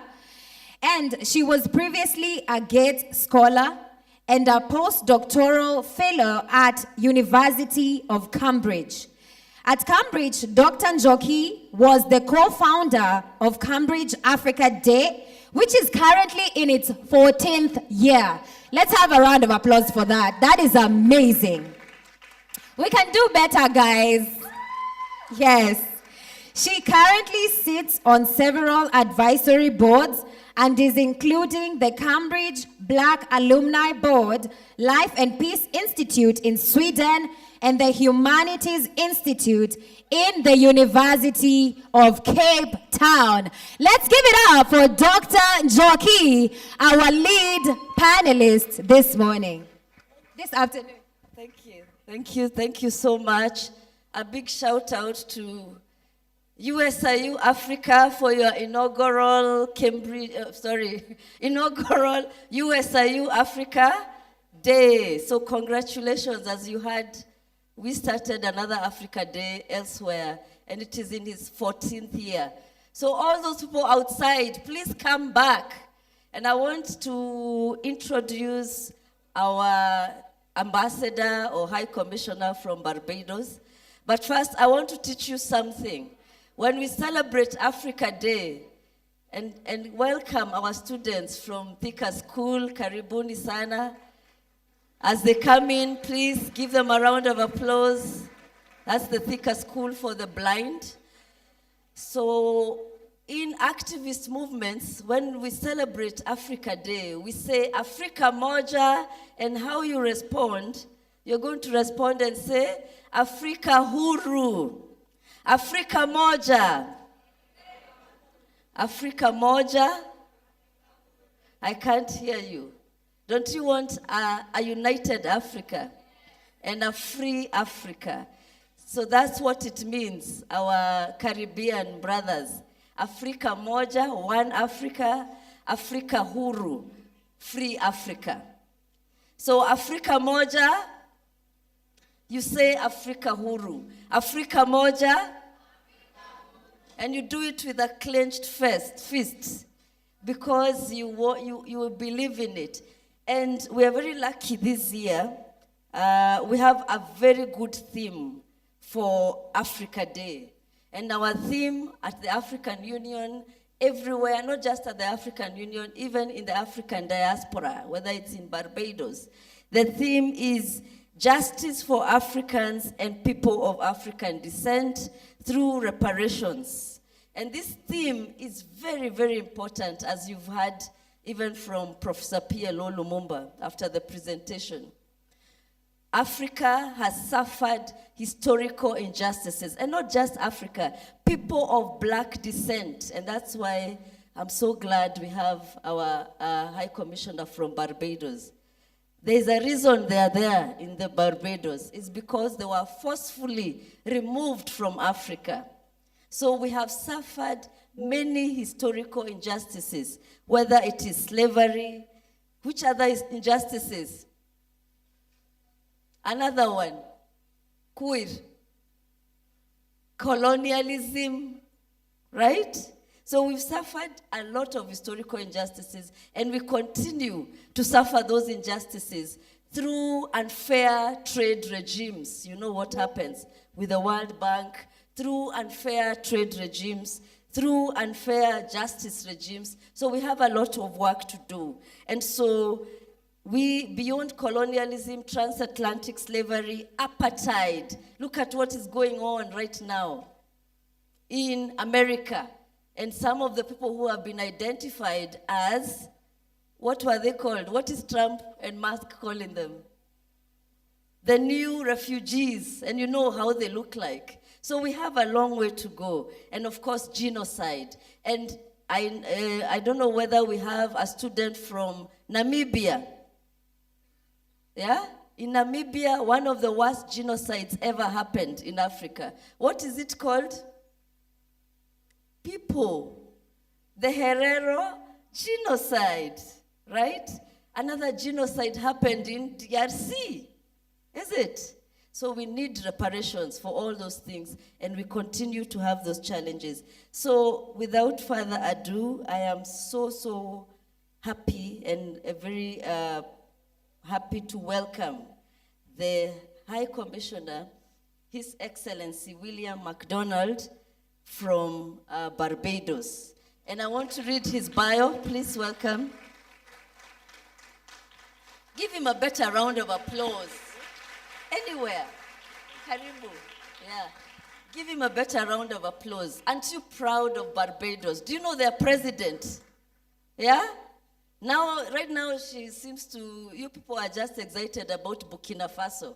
But the person I think we've been excited for a long time is the president of Barbados, who speaks the language of the theme of the African Union. She speaks reparations, she speaks justice, and so we are so proud to have His Excellency William Alexander, and I'm going to just introduce him quickly. So William Alexander MacDonald, yes, is Barbados' first diplomatic representative to Kenya.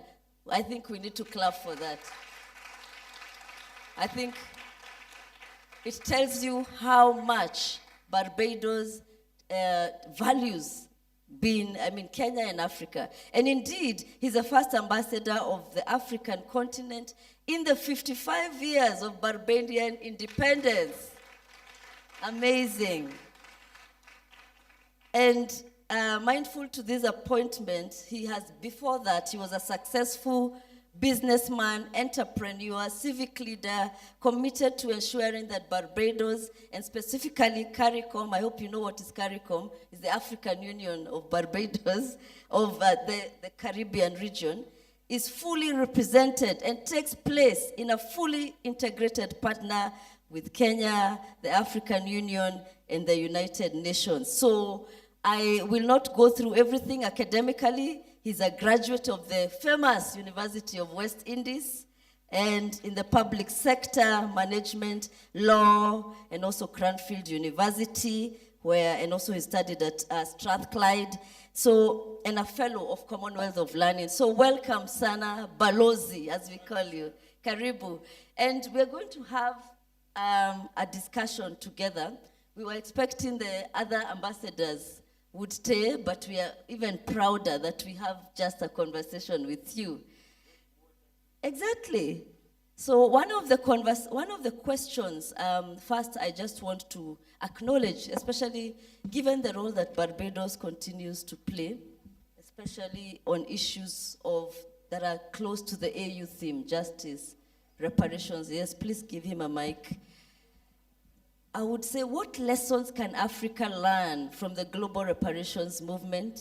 And I think those global reparations movements have been very active in the Caribbean. Your president has been there's another mic there. Your president has been very influential in these conversations. So now, as we say we need a free Africa and a just Africa, what can we learn from the Caribbean? Because you've been fighting the fight in the United States. Karibu. Well, thank you very much for inviting me and welcoming me here, all of you. And thank you very much for your generous intro. So there's a concept, or conceptually,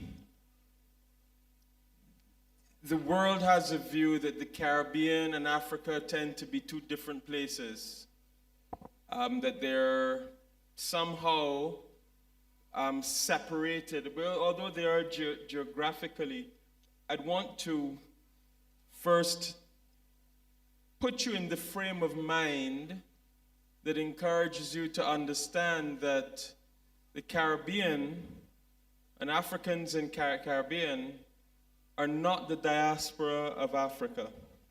They're not disassociated. A diaspora is when you and your family sit down around the kitchen table and say, we'd like to go to America and have a better life, or England or Barbados or wherever. And over the months and years, you save your money, you get a flight, you go and live, you go and work, you take yourself and go. No African in the Caribbean sat down and saved their money to be put in shackles, to go into a slave ship where they had a very high chance of not even making the journey, landing in an island and being worked nearly to death. And none of them ever said, I agree that my children and my children's children, my children's children's children would be slaves forever. That is not a diaspora. Those are enslaved persons. So we have never left Africa. And Africa has never left us. So if you have lessons that you want to talk about, how can global Africans, which is what we consider ourselves to be, global Africans. And if I were to invite the students and colleagues in the room to close their eyes for a minute and imagine the Atlantic Ocean being drained slowly over time. And you came to where it was totally dry. Connecting West Africa, Ghana, Senegal, Sierra Leone to the Caribbean would be a trail of bones and shackles and the remnants of our ancestors who were thrown overboard or jumped overboard on that journey from West Africa to the Caribbean. And you would literally be walking on the connecting fabric that connects us to this day. The bones of our ancestors and the chains that enslaved them. So when we think of the Caribbean, don't think of a disparate place. We have not only been connected by the water, but by our bones. 18 million people were taken from West Africa and indeed some of East Africa at a time when the population could not have been more than 30 or 40 million, so almost half of the people that were taken. And they didn't choose the weakest and the shortest. They chose the strongest. So I say all of that to say is that when we reset our mind, what we're really saying is that not only have the enslaved suffered, but the place where they took the slaves from also suffered. Because you took their best, strongest, brightest, and so on. So what is the lesson that we learn?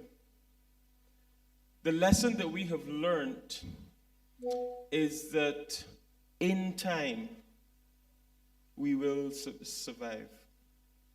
In time, we will thrive. And in time, we will conquer. It is Africa's time now. If you in this audience don't feel the stirrings of this Africanness, of this rising power, of this rising strength, in Africa, then you're missing it. People are not starting wars in Africa because Africa has nothing.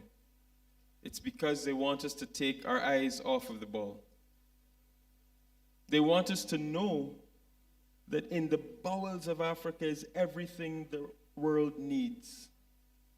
And so if we consider it, in my view, if we are together as Africans, we have to realize that it's probably the only continent in the world right now that could build a wall around it and survive and thrive and conquer. So what are the lessons that we learn? We learn resilience, we learn strength, we learn patience, but enough is enough.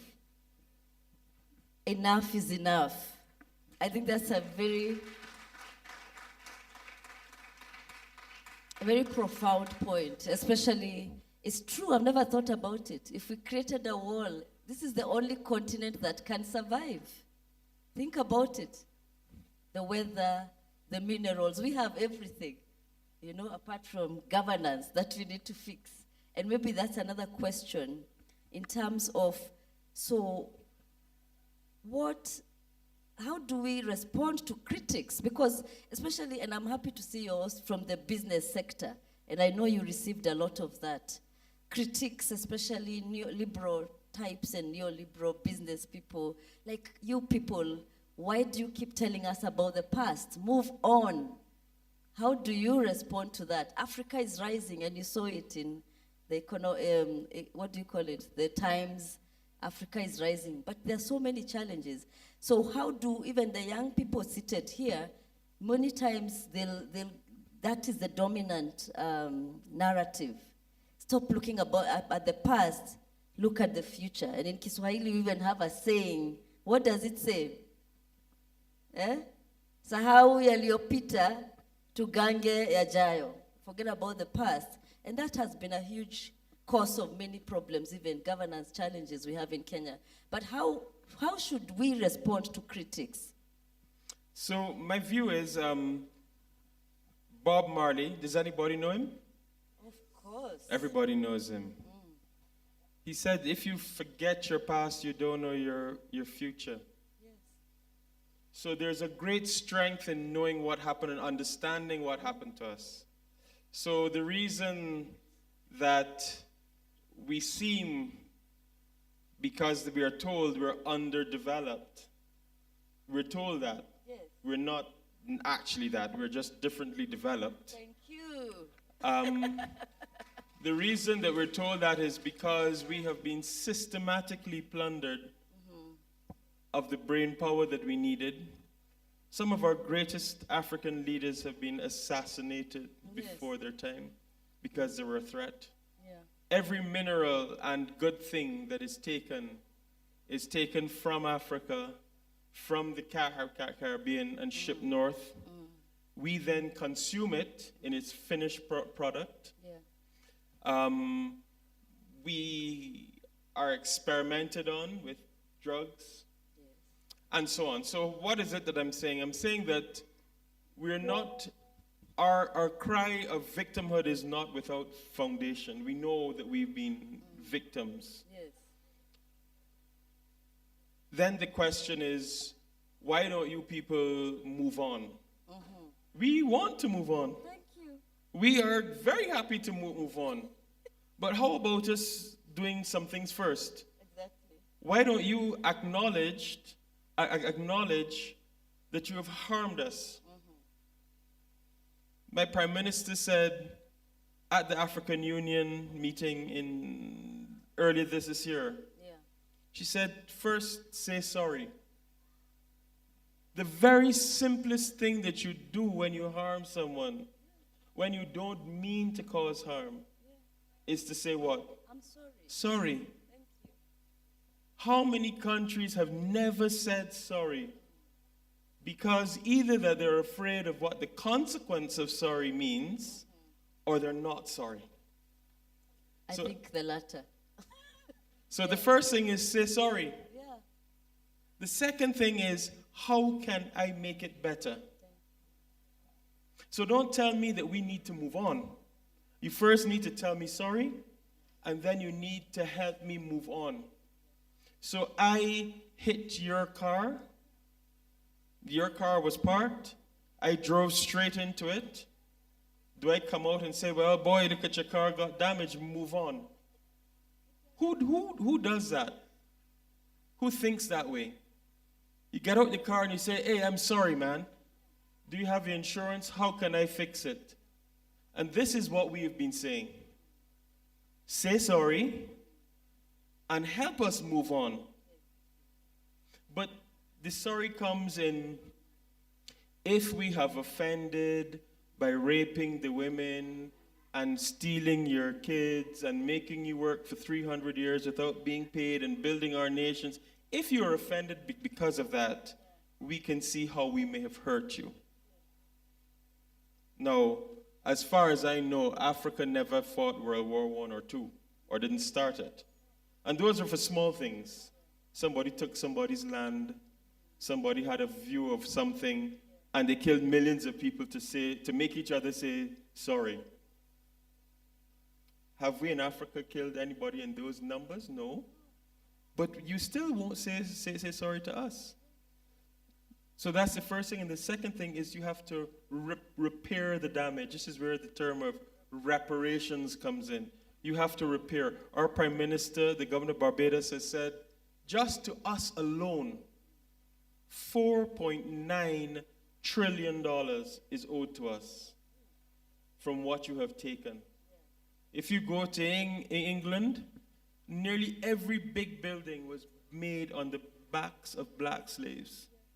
Nearly every big fortune, Barclays Bank and so on, were made on the backs of black slaves.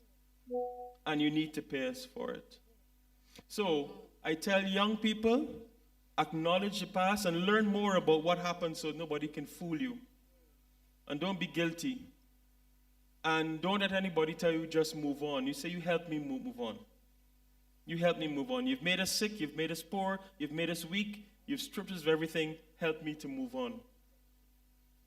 So, that's what I would say to our young people. However, there are other things that you can do. Don't underestimate the value of your education, but don't be miseducated.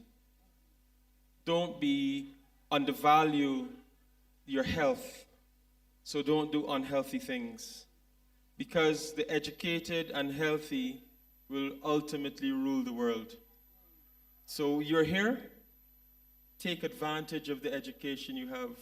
This room of people is the greatest thing that causes fear in the Western world. Nothing else. When they see Africans killing each other, they're not scared of that. When they see Africans plundering their land, they're not scared of that. It's when they see Africans being educated. It terrifies people in the West. And so educate yourself. I think our High Commissioner from Barbados, Bob Marley, already told you, you know. So I totally agree. And I think that miseducation and that part of the miseducation is telling you move on. If you cannot move on, just like our Excellency is saying, when your friend wrongs you, or the President of Barbados, you actually stop talking to your friend if they never say sorry, don't you? Or you're like, it's okay, whatever. So reparations, you have to say sorry, you have to repair. And that's why the African Union theme this year is on justice and reparations. So I also want to welcome one of our very esteemed colleagues, Mr. George, was it Dr. You let us know, George Otieno, from the East African community, Karibu Sana. There was also one of our faculty members, Dr. Joyce Moshemi. Are you in the house? Right? So Karibu Sana, George Otieno, from the East African community.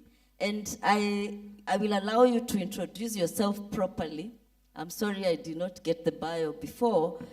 And I actually have a question specifically for you as the East African community, because you're leading us in what we are saying, Africa huru, Africa what? You've forgotten already. Africa huru, Africa moja. Unifying Africa. And we also have a theme around this panel. We are talking towards a just Africa where we have reparations and also a unified one Africa. And I believe the East African community is at the forefront of unifying Africa. So as you introduce yourself, I also want you to tell us, how can we do those two things together? Just like Kwame Nkrumah and Gaddafi, who are all for a unified Africa.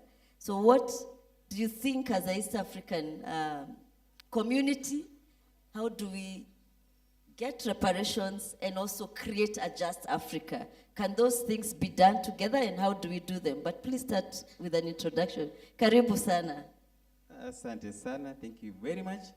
My name is George Otieno Barasa. I work for the State Department for East African Community. She asked about my bio. I school at KU for bachelor's and master's. Then I did a PhD in Moi University. So at government, I'm acting deputy director. Yeah, so that's what I do.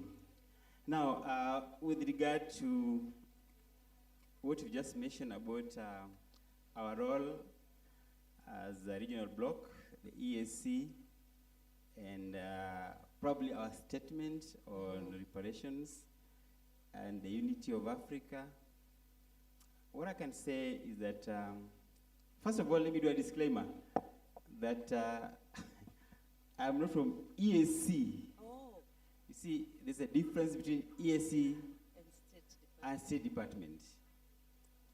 EAC is the intergovernmental organization that brings together the 8 partner states in this region: Kenya, Uganda, Tanzania, Rwanda, Burundi, South Sudan, DRC Congo, and the latest Somali. So those ones are the partner states that operate within this region. So with regard to us as State Department, our role is coordination. We coordinate the intergovernmental organization, whatever decisions they take at the region, at the headquarters in Arusha. It's our duty to communicate internally here to what we call line ministries. Now come to the issue of reparations in Africa. I want to quickly say that the EAC as a bloc, of course, supports a look back, a reflection at what you went through as a community, the historical adverse experiences that Dr. mentioned, the colonialism, the apartheid, the genocide, the slave trade. But as a region, we have not made an explicit statement on that, but we support through the actions that we take as a community in the region. This can only be looked at in terms of the economic and social integration, economic development that we engage in as a region to try and achieve equitable and sustainable development as a result, probably, of the historical injustices that we went through as a region. I'm saying this because if you take a journey, just to take a casual look at the landscape in the EAC, you will discover there's a lot of disparity in terms of development. And that calls for us as a region to work together towards achieving some semblance of equitable and sustainable development. So yes, indeed, we support the AU agenda on reparations. Thank you. Oh, great. So we are looking forward, even though I know you work for State Department, but you coordinate the EAC matters, that hopefully the EAC can also have a statement, as you said, and a policy towards reparations. But thank you so much. And coming back to the High Commissioner, Mr. MacDonald, how then do you envision Africa's future if reparations are successfully implemented? And what would these reparations be? And I'm happy you're a business person. You can tangibly tell us, how would this look like? And thank you so much for the education. It's not just about diaspora, for global Africa, all of us as people of African descent. Thank you. So before I answer, could I also just address the idea of Africa not being united? Yes. So it is a myth that we accept because we hear it so often that we don't have a united Africa. The fact is, geographically, Africa is united. Yeah. Each borders touch each other, so physically we are. Emotionally, no African that I've ever met has ever said, I don't want to be an African. I want to just stay who I am, a Ghanaian or a Kenyan. They identify as Africans who happen to be in the geography of Kenya or Ghana or Senegal or South Africa. So emotionally and intellectually, those are the things that we know. What I think is that people are saying what we need to be is more united. And I think this is where Dr. George is saying, how about those trade barriers that were erected by colonial structures, because Germany and Portugal and France and thing wanted to keep their systems, and foolishly we kept them when we became independent because we believed that was good for us, because we were told we didn't have the education enough to know those structures are not there. So for me, the idea of an African dollar would be the most powerful dollar in the world, because every country in the world trades with Africa for something that they don't have. So if you insist as an African nation with 54 states that you must be paid in African dollars and African dollars can buy anything anywhere, the problems immediately of a lack of foreign exchange become zero. So that's a zero sum, and therefore the quality of life starts to go up and up and up, because you now have a dollar or a currency that is stronger than any else in the world, and you can demand trade and so on. So that's the first thing. What would it look like? For us, the reparation is we don't want Barbados to be gifted with $4.9 trillion and set in a bank, here it is, go away. We have very carefully thought through that if you wanted to give us some money, we'd be very happy to take it. But it's not likely to come. But every financial structure in the world is geared against us. So if an American state wanted to borrow money from the IMF or from whoever, that's not necessarily the IMF, but an international structure, they'd pay 2% interest rate. If a Caribbean or African nation wanted to borrow the same money to develop itself, they'd pay 10% interest rate, 15%, 18%. It's like a credit card. So we need to say no. Equalize that. Everybody borrows at 2%. So immediately you wouldn't be paying 60-70% of your GDP to foreign debt repayment, to foreign loan repayment. What we are also saying, the technology developments, we don't want to have to go through 50 years of learning. Get us there immediately. Help us with getting to that space immediately. We're saying education, more universities, more primary schools, more secondary schools, better access to water, help us to get there. Stop being punitive when we want to exploit our resources. So those are the things that we think when you start to repair damage, you as the oppressor have to remove the walls and barriers that you created. That says we're not allowing access of these products, and so on. And the reparation says stop creating wars in our places. A lot of the wars that are created or we fight, we don't even understand why we're fighting them.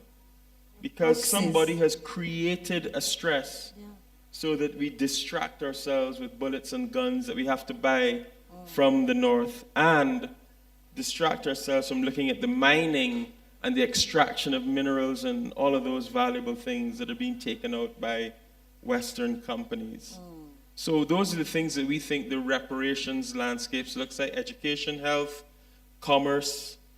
And what would it look like? It would look like, for the first time in 500 years, that the African genius is allowed to thrive, that the African people eat African food, that African people trade with each other across with their African dollar, that they consume products that they make, and that they consume very little from outside of Africa, and that what they do is export finished products to the world, which are paid for in African dollars, which we can then consume. That's what we ultimately hope it looks like. Let's give him a round of applause for that clarity in vision. And of course, as Global Africa, you will be there to help us also implement. You're there exactly in the middle. No, I mean, it's amazing.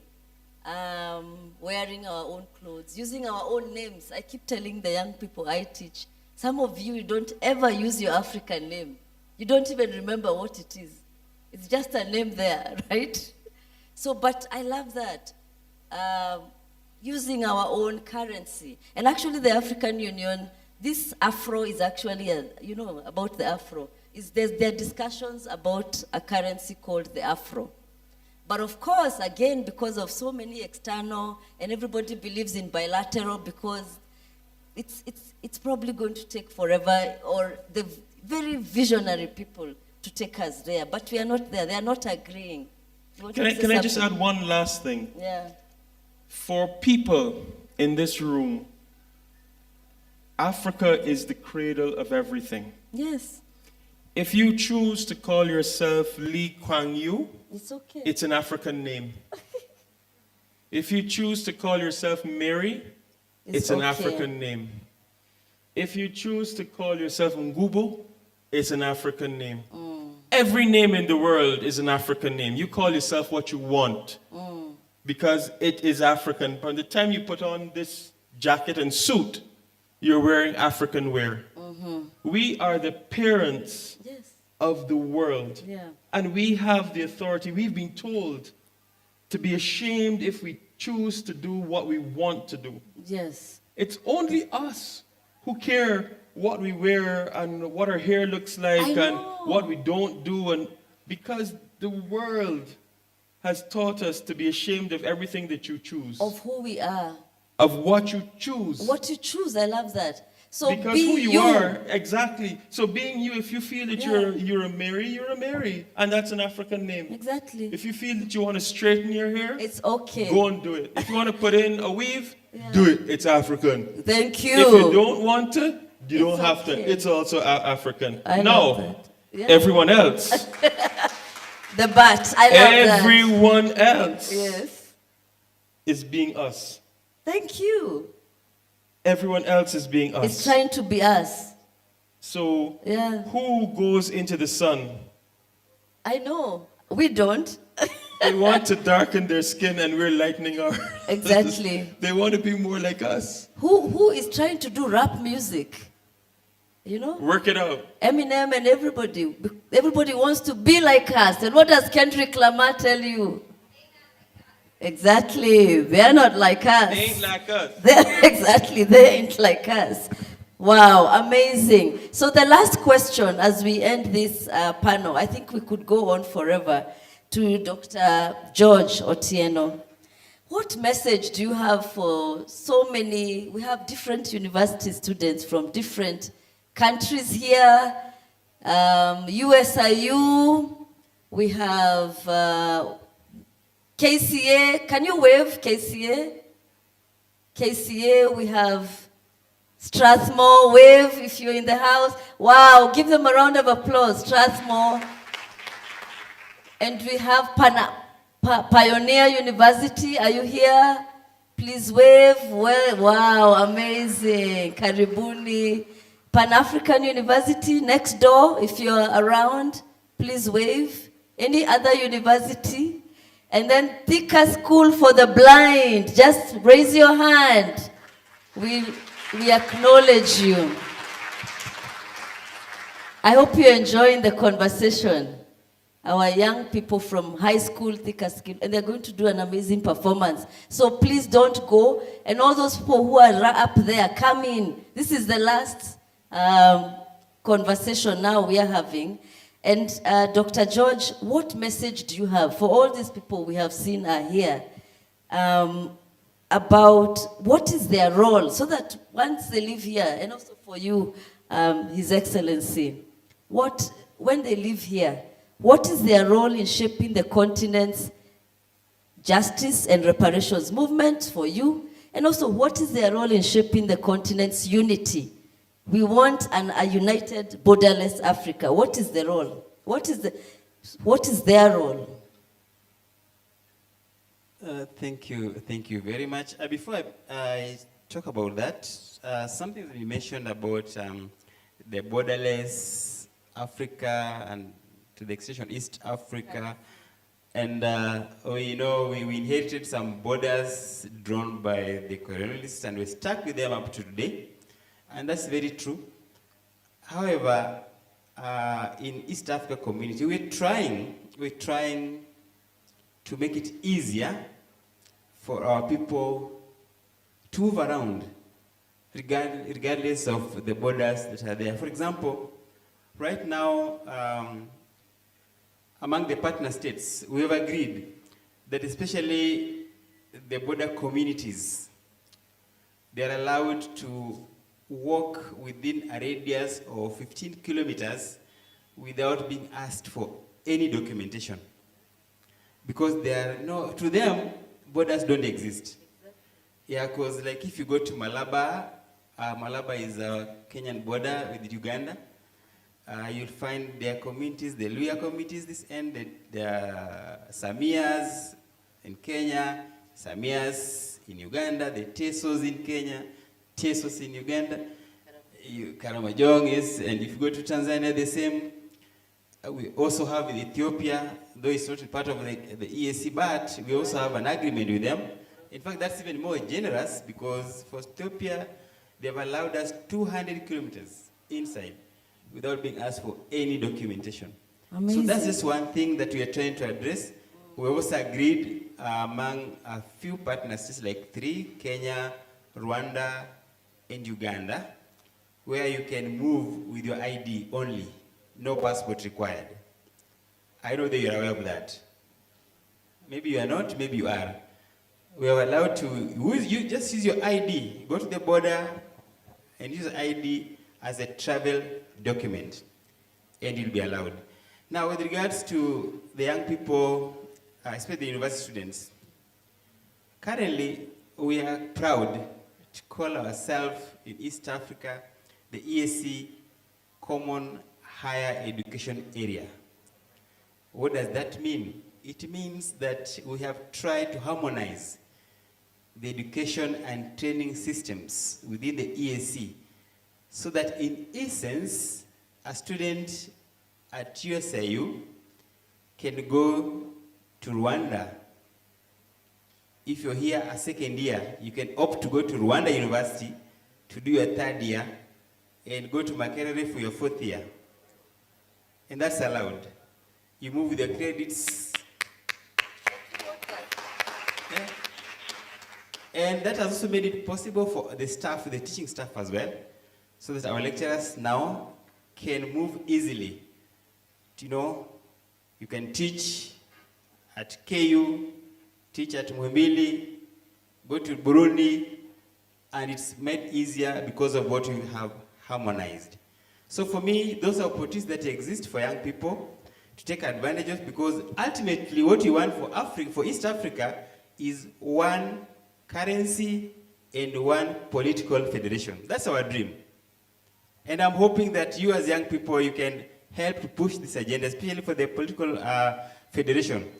If just allow me to tell them that for us to achieve that, it requires a lot of lobbying and pushing, because somehow in East Africa, there's a lot of nationalism and sovereignty. I'm the president of this, I'm the president of that, so why do you want us to be united, you know? But then the same tragedy has fallen the common currency. Because we also have an aspiration in EAC to have a common currency under what we call monetary union. We have made strides. We only reached a point where, again, maybe it's colonial legacy, selfishness, you know. We were fighting over where the headquarters of the bank will be. You see? Thank you. Thank you. So I'm coming to you.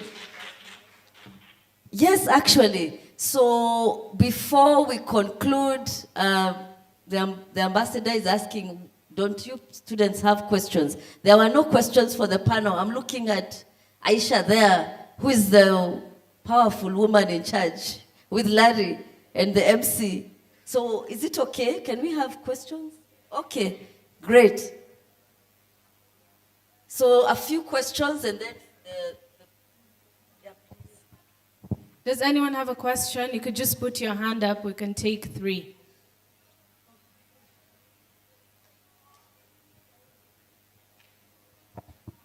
Hi everyone, happy Africa Day. My name is Glenn Mahera. So, you know, as Gen Zs, we check your history. I was just checking His Excellency, the Barbados High Commissioner, on what you spoke about in Capital FM, but we'll get to that. So, I'm asking, what gets you up in the morning? What's your purpose? High Commissioner for Barbados and Mr. George. My alarm gets me up in the morning, for sure. So what gets me up? I think I have 2 young daughters, so they're 13. So I have girls, and then they're young. They're the last of the Gen Zs. So I know Skibbity and Cap, so I can tell you about those things. What gets me up is the idea that I have to be worried about things like social media affecting them. And this is across the world. Our Gen Zs are so influenced by what they see online and what they hear online, and they don't do enough research. That gets me up a bit. What gets me up is, what can we do more to foster the relationship between my nation and Kenya initially, and then to the East African community? What more do we need to do? How can I get more Kenyans coming? We have a big demand for young persons to come and work in our spaces, and we don't see people wanting to come because they think that we may be lazy, or it would be, I don't know, you're drowned in the ocean, I don't know. But we do have that. So what gets me up is to make sure that we foster better claims, better relationships with each other, that our people get to know what East Africa is like really, and you get to know what the Caribbean is like really. Those are the things that keep me going.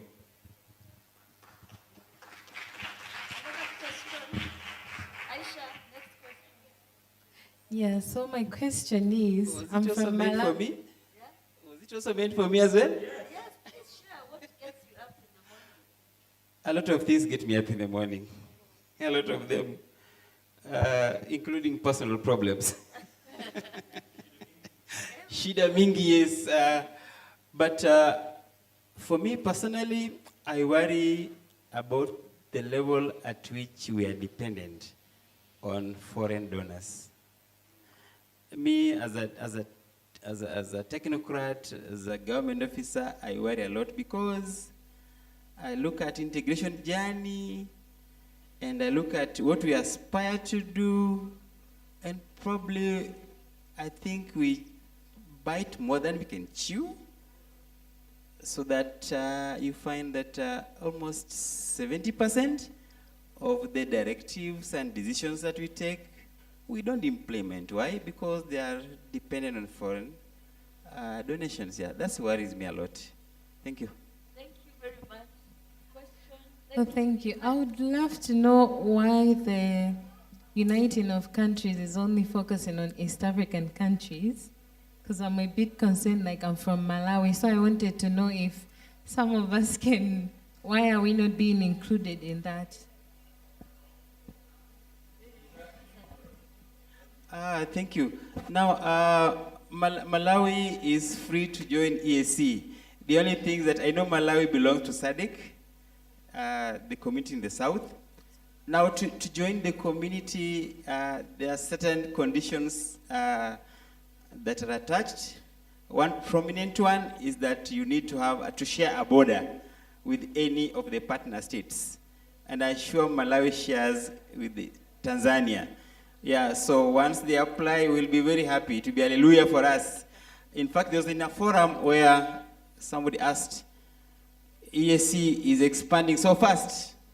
Like, you know, between 1999, when we revamped it, 2007, we got 2, that is Rwanda, Burundi. 2016, we got South Sudan. 2022, we got DRC Congo. Last year, we have Somalia.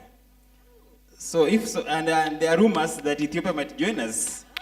So, and there are also rumors in the audience that Malawi wants to join us. So, you'll be most welcome. Thank you. Just want to say, people from Malawi don't need a visa to come to our part of the world, so you're welcome.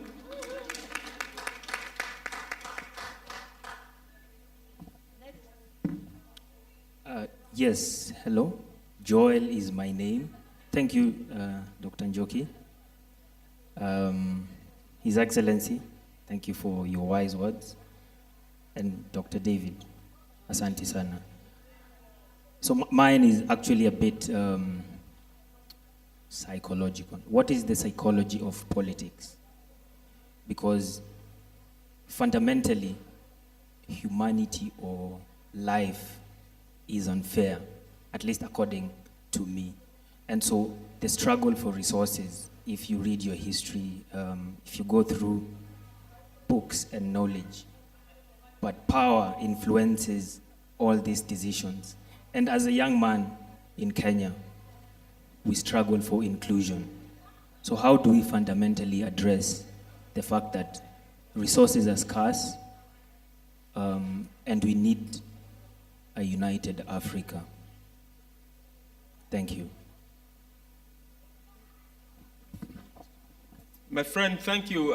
I know that we are short on time, but I would want to assure you that resources are not scarce. First thing, there are so many resources, they're in abundance. What it is human beings are selfish. Life is not unfair. Human beings are unfair. Life doesn't care about you. It gives you equal portion of luck and no luck. But what happens is that our humanity creates unfair and imbalances because we're selfish and we want all for ourselves. So as a young person, my advice, stop being selfish and share more. And encourage others who are young to stop being selfish and share more. And that's the start of changing how we have messed up the world. Okay, go ahead. If you just maybe just want to chip in and what the ambassador said, that actual resources are not scarce. But I don't know where we got this statement from, this dictum that resources are scarce. I don't know who came up with it. And also that wealth is a growth need. That you know, the more you have, the more you want. And it boils down to just human behavior. It is your behavior because you're given $1 million today and you wish it was 2 million. When it's 10, you wish it was 20. And somehow it's human nature. Now, to the youth, this has been my advice all the time. It might not be very good now. Maybe I'm speaking from government perspective. But as a young person, I've always observed that, resources generally belong to the elderly. They are the ones who have resources for now. Because if you're going to school, you're being schooled by your parents, they're the ones who have resources, right? So now, as a young person, if you want these resources, you need to be smart about it. You need to be smart about it. I've always advised, if you are approaching government, for example, government is sensitive to criticism, is sensitive to certain language. So as a young person, if you come to government with activism, I can assure you that you can make noise to the roof. Nothing happens. Nothing will happen. Yeah. That's why I've always advised young people, be smart about it. Approach government with decorum. It costs you nothing. Yeah. Come well behaved, in quotes. State your facts, and then ask what you think rightfully belongs to you. A good example, Daktari, is we are trending right now. Yes, we are trending for wrong reasons, right? Mm-hmm. Our former CJ went to our neighboring country. They were detained, an activist also is there, detained. And you ask yourself, but we are in Jumuiya tu katika Jumuiya ya Afrika Mashariki, mbona hawa wanashikwa, wanawekwa korokoroni? My parting shot is that EAC partner states are sovereign states. And because of that, they have their own internal regulations. So for you to wake up in the morning and offend them, they have a right to take whatever actions. And Kenya will do nothing about it. I can assure you, nothing about it. Thank you. Thank you very much, Dr. George. So we need to be strategic in how we approach. Just before we hear the concluding remarks from the Ambassador, Barbados, is there any question or comment from our friends from the Thika School, from the blind? Does anyone want to say something? Yeah? I think there's someone who wants to speak. The lady, you want to say something? A mic there? Okay. All right. So I think the last question, how you're too far, would have listened to you, but our time, we have another panel right after this for students, and before that we are going to have our visitors from the Thika School perform. So the ambassador, please give us your message to these many young people on what they can do to achieve that just Africa with reparations, and also that borderless, united, global Africa. But first, thank you very much for asking me here. There are about 180 of us here. And this is a little drop into what we must do. Whatever you think you've learned, share it. Whatever you think you've gotten, take it in half and give it to someone else. For us, the journey of demanding what is ours is going to be long, but we won't wait for it. We'll keep on building ourselves, we'll keep on pressing forward, we'll keep on finding the allies that we need. We estimate one day that we will be a part of the East Africa community, and we don't estimate that there will be an East Africa community, there will be an African community, of which will consist of all of the Africans in the world.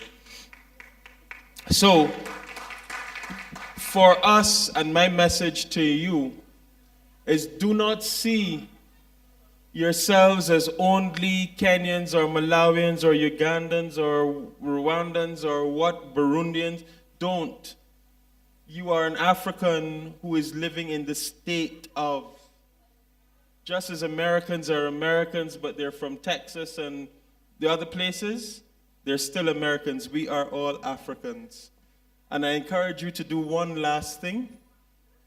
Collect your money. Come and visit us. We'd love to see you. By the way, No African nation needs a visa to come to us. You can all come, you're welcome. Thank you.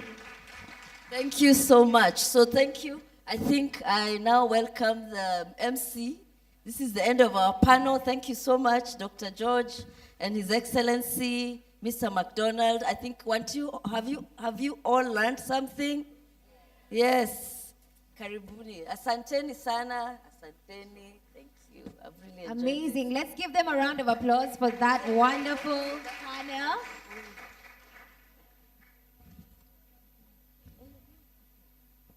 And right now, I'd like to invite Miss Rachel Ngumi to gift our lovely ambassador right here from Barbados. Miss Rachel Ngumi, let's give her a round as she comes through. And thank you so much for that wonderful panel. It was very insightful, and we have a lot to think about as Africans. Thank you. Let's give them a round of applause as they do the gifting.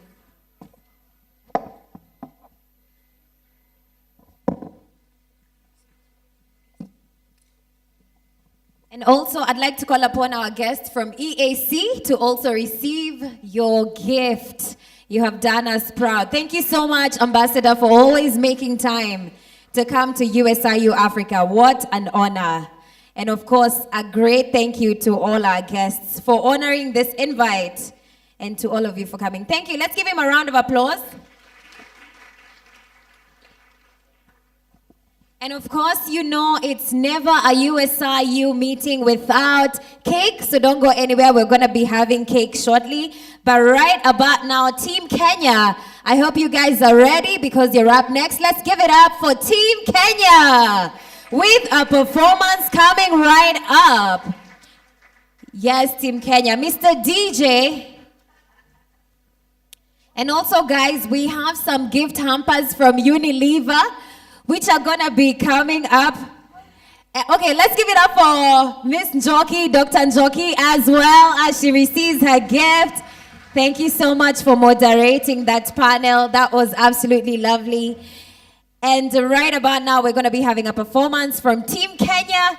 And of course, do not go anywhere because Thika School for the Visually Impaired is also gonna be giving us a performance. And I surely can't wait to see it. Let's give it up for Team Kenya one more time. Yes, I can hear the energy in the back. All right, but before that, our DJ is getting ready, and as he gets ready, I have some gifts for you guys. And this time I'm gonna ask some difficult questions because I don't want those ones that everyone is getting the answers correct. So I hope you guys have been Googling about Africa. So the first question, are you guys ready? Are you guys ready? All right, so we're gonna start with the hard ones this time. The first question is, in what city is the African Union headquarters? That was the first hand I saw. Wait, that's easy also. You guys, my guy. It's because I want you guys to win.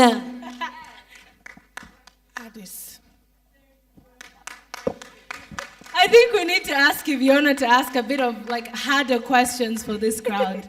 No, I want them to win. No, they need to earn it. Okay, but I feel like they deserve it. So yes, what did she say? Addis Ababa. Yes, that's correct. Okay, so this one is a bit tougher.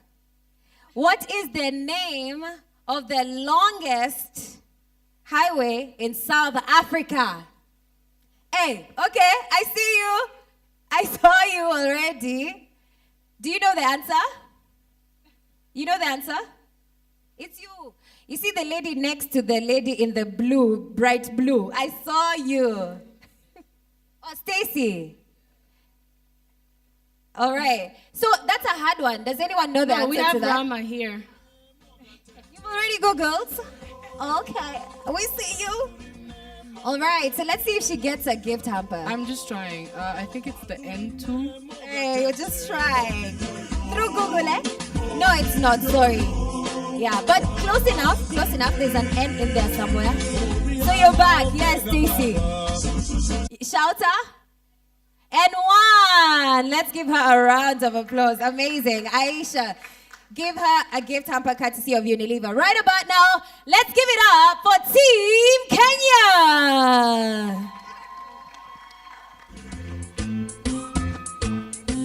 Let's go, Kenya!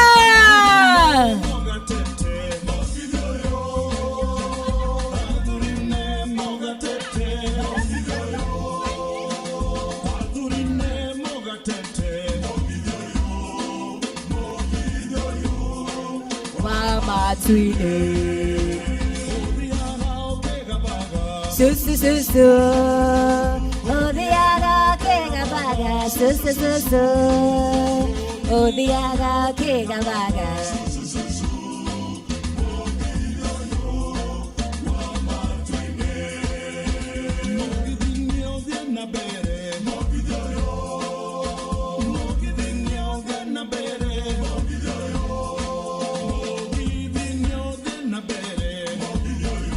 Okay, Team Kenya representing the Kikuyu community. Sawa. Hey, Kenya wagwan. Watoto wetu wanazidi kuzikana. Na tomboya ameshika tama. Alituacha kama angali kijana. Nyako mworo dongeo.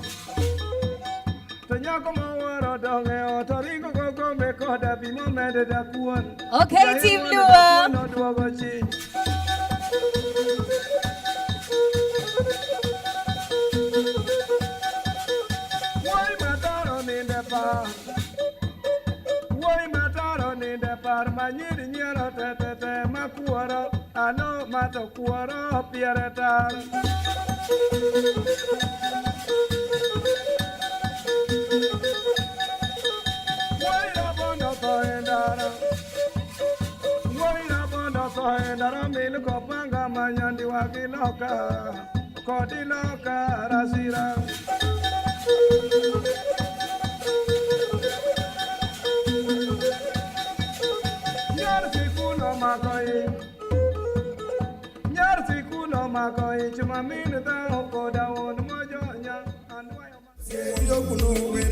Hey, Team Kenya Wele.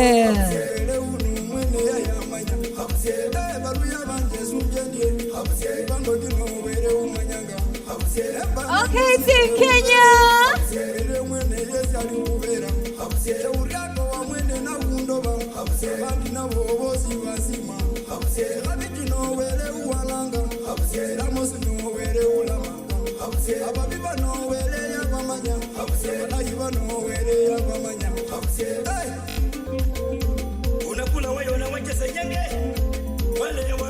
Let's give it up for Team Kenya.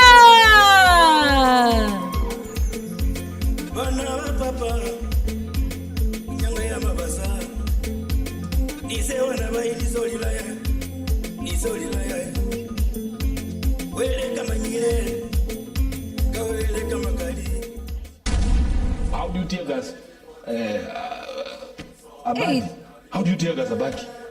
Sure, it's up. Sawa Gen Z. That's Kenyan culture right here.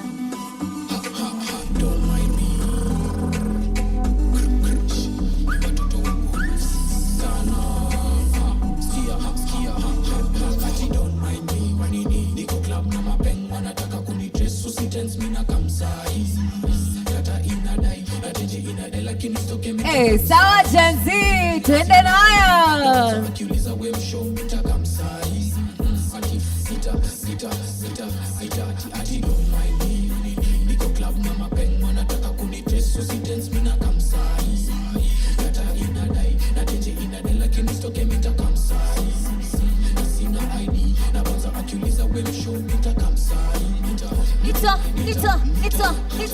Nita.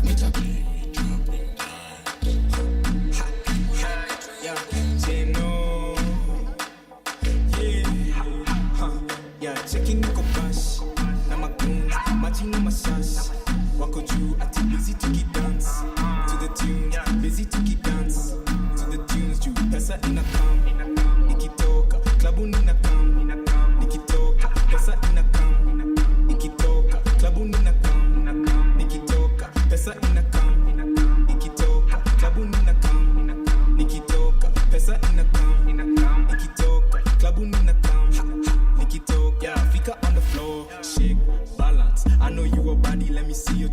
Hey, sawa Team Kenya. Hey. Team Kenya was number 2 in Culture Week 2025. So shout out to Kenya. Yeah? I see you my neck on my chest because checking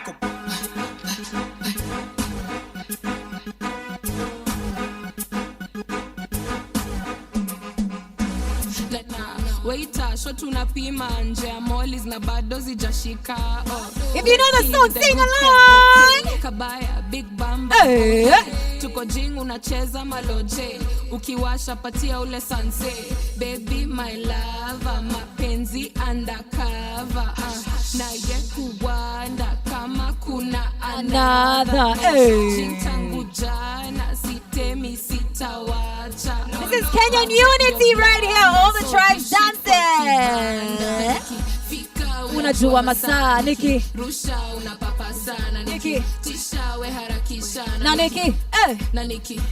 Na Nikki. Fika unajua masaa Nikki. Rusha unapapa sana Nikki. Tisha we harakisha na Nikki.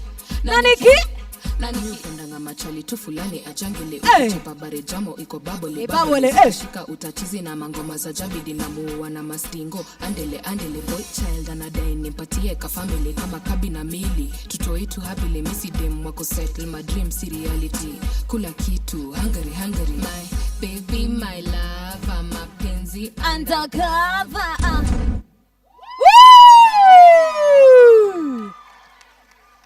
Give it up for Team Kenya!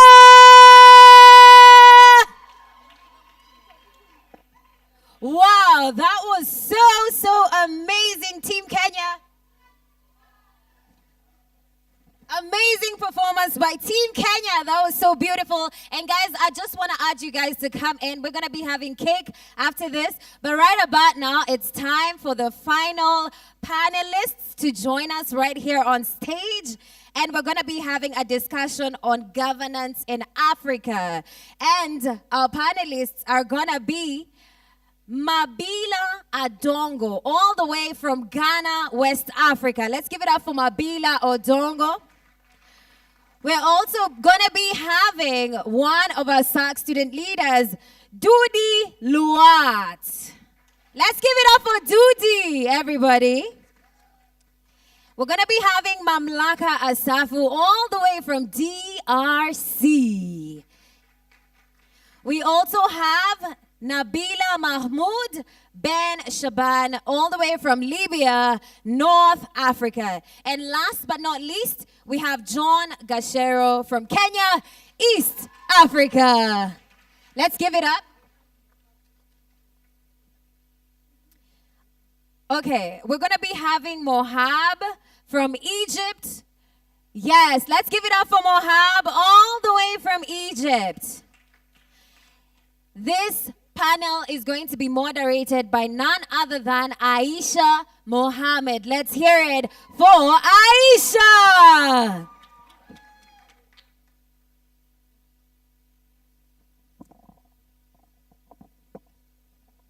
Let's kindly get one more seat for our panelists.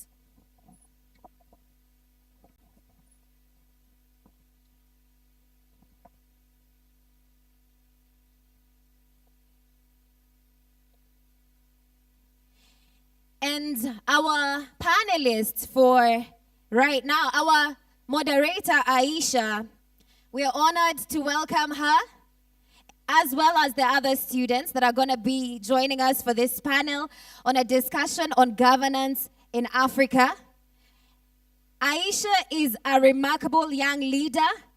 She is a third-year student of international relations with a focus on peace and conflict studies and a minor in journalism. She currently serves as the Electoral College representative for the School of Humanities and is actively involved in championing student interests and academic engagement. Let's hear it for Aisha. All right, get your notebooks out. It's about to get spicy.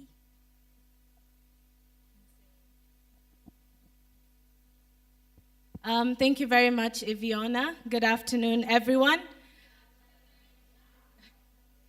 If you scan across Africa, from Nairobi to Juba, from Kinshasa to Accra, from Cairo to Khartoum, the youth of Africa are no longer whispering their frustrations. They're demanding accountability and they're demanding justice. Ladies and gentlemen, my name is Aisha Ibrahim Mohammed, and I'm a student of international relations right here at USIU Africa, and I am honored to be your moderator for this session today. I am also joined by a wonderful panelist group, and I'll allow them to introduce themselves and what country they come from. Hello guys, my name is Mohab Yusuf. I'm actually from Egypt.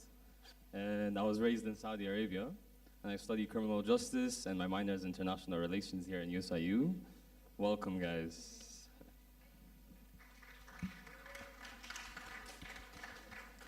Hello, guys. I'm John from Pioneer International University, and I'm from Kenya, majoring in international relations and foreign policy.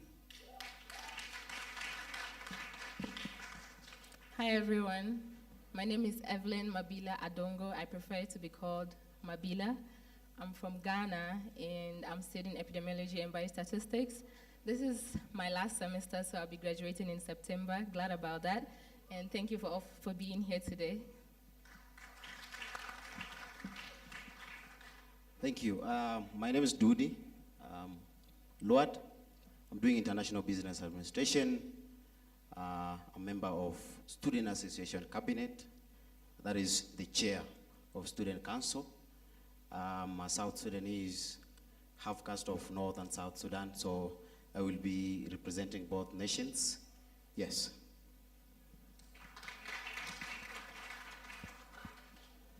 Yeah, I greet you all. My name is Asafu Mamlaka Itandala.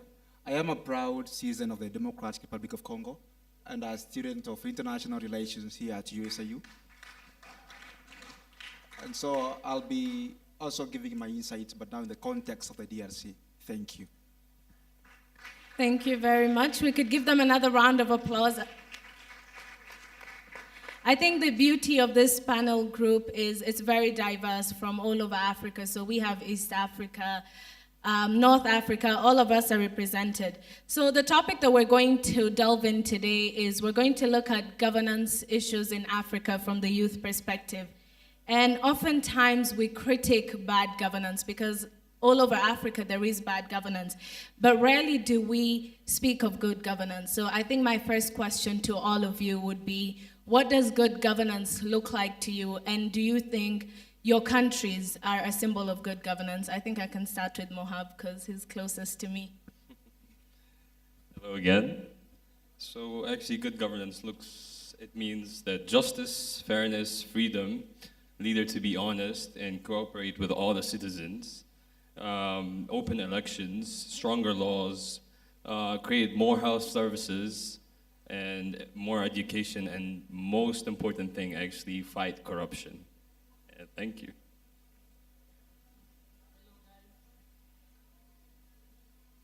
Hello, guys. I'm John. I'd introduce myself. Good governance to me is about accountability. It's about service delivery. It's about a moral imperative. Other than corruption, we have all been phrasing corruption as an act of bad governance. But actually, accountability, service delivery, and moral imperative are also key pillars of good governance. So that's what we'll be discussing about. Yeah, feel welcome. I think good governance is very much tied to development. I would define good governance as a progress of development, because often people could get into leadership, especially politicians, and it's all about holding your position, holding your role, and doing your duties as defined by your role. But what is the whole point of having different offices and having different roles in government? It's because we want to, at the end of the day, develop our countries and develop the continent. So I feel like good governance in Africa would be any form of leadership and any form of governance that is for the people. That is geared towards developing the country. That is geared towards moving the country from where it is currently to a different state of, existence, making it a way better place than you found it. I think that's what good governance is to me.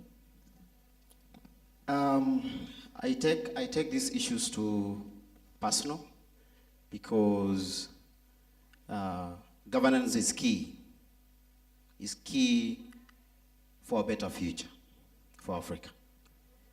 And me, I will be very simple and define it for you in 3 pillars. That is, good governance is all about transparency. The second one, it's about rule of law. Most of our own nations, they have laws that they don't respect. You have a law, but it's just in books. The other thing is inclusion and accountability. 2 of them comes once.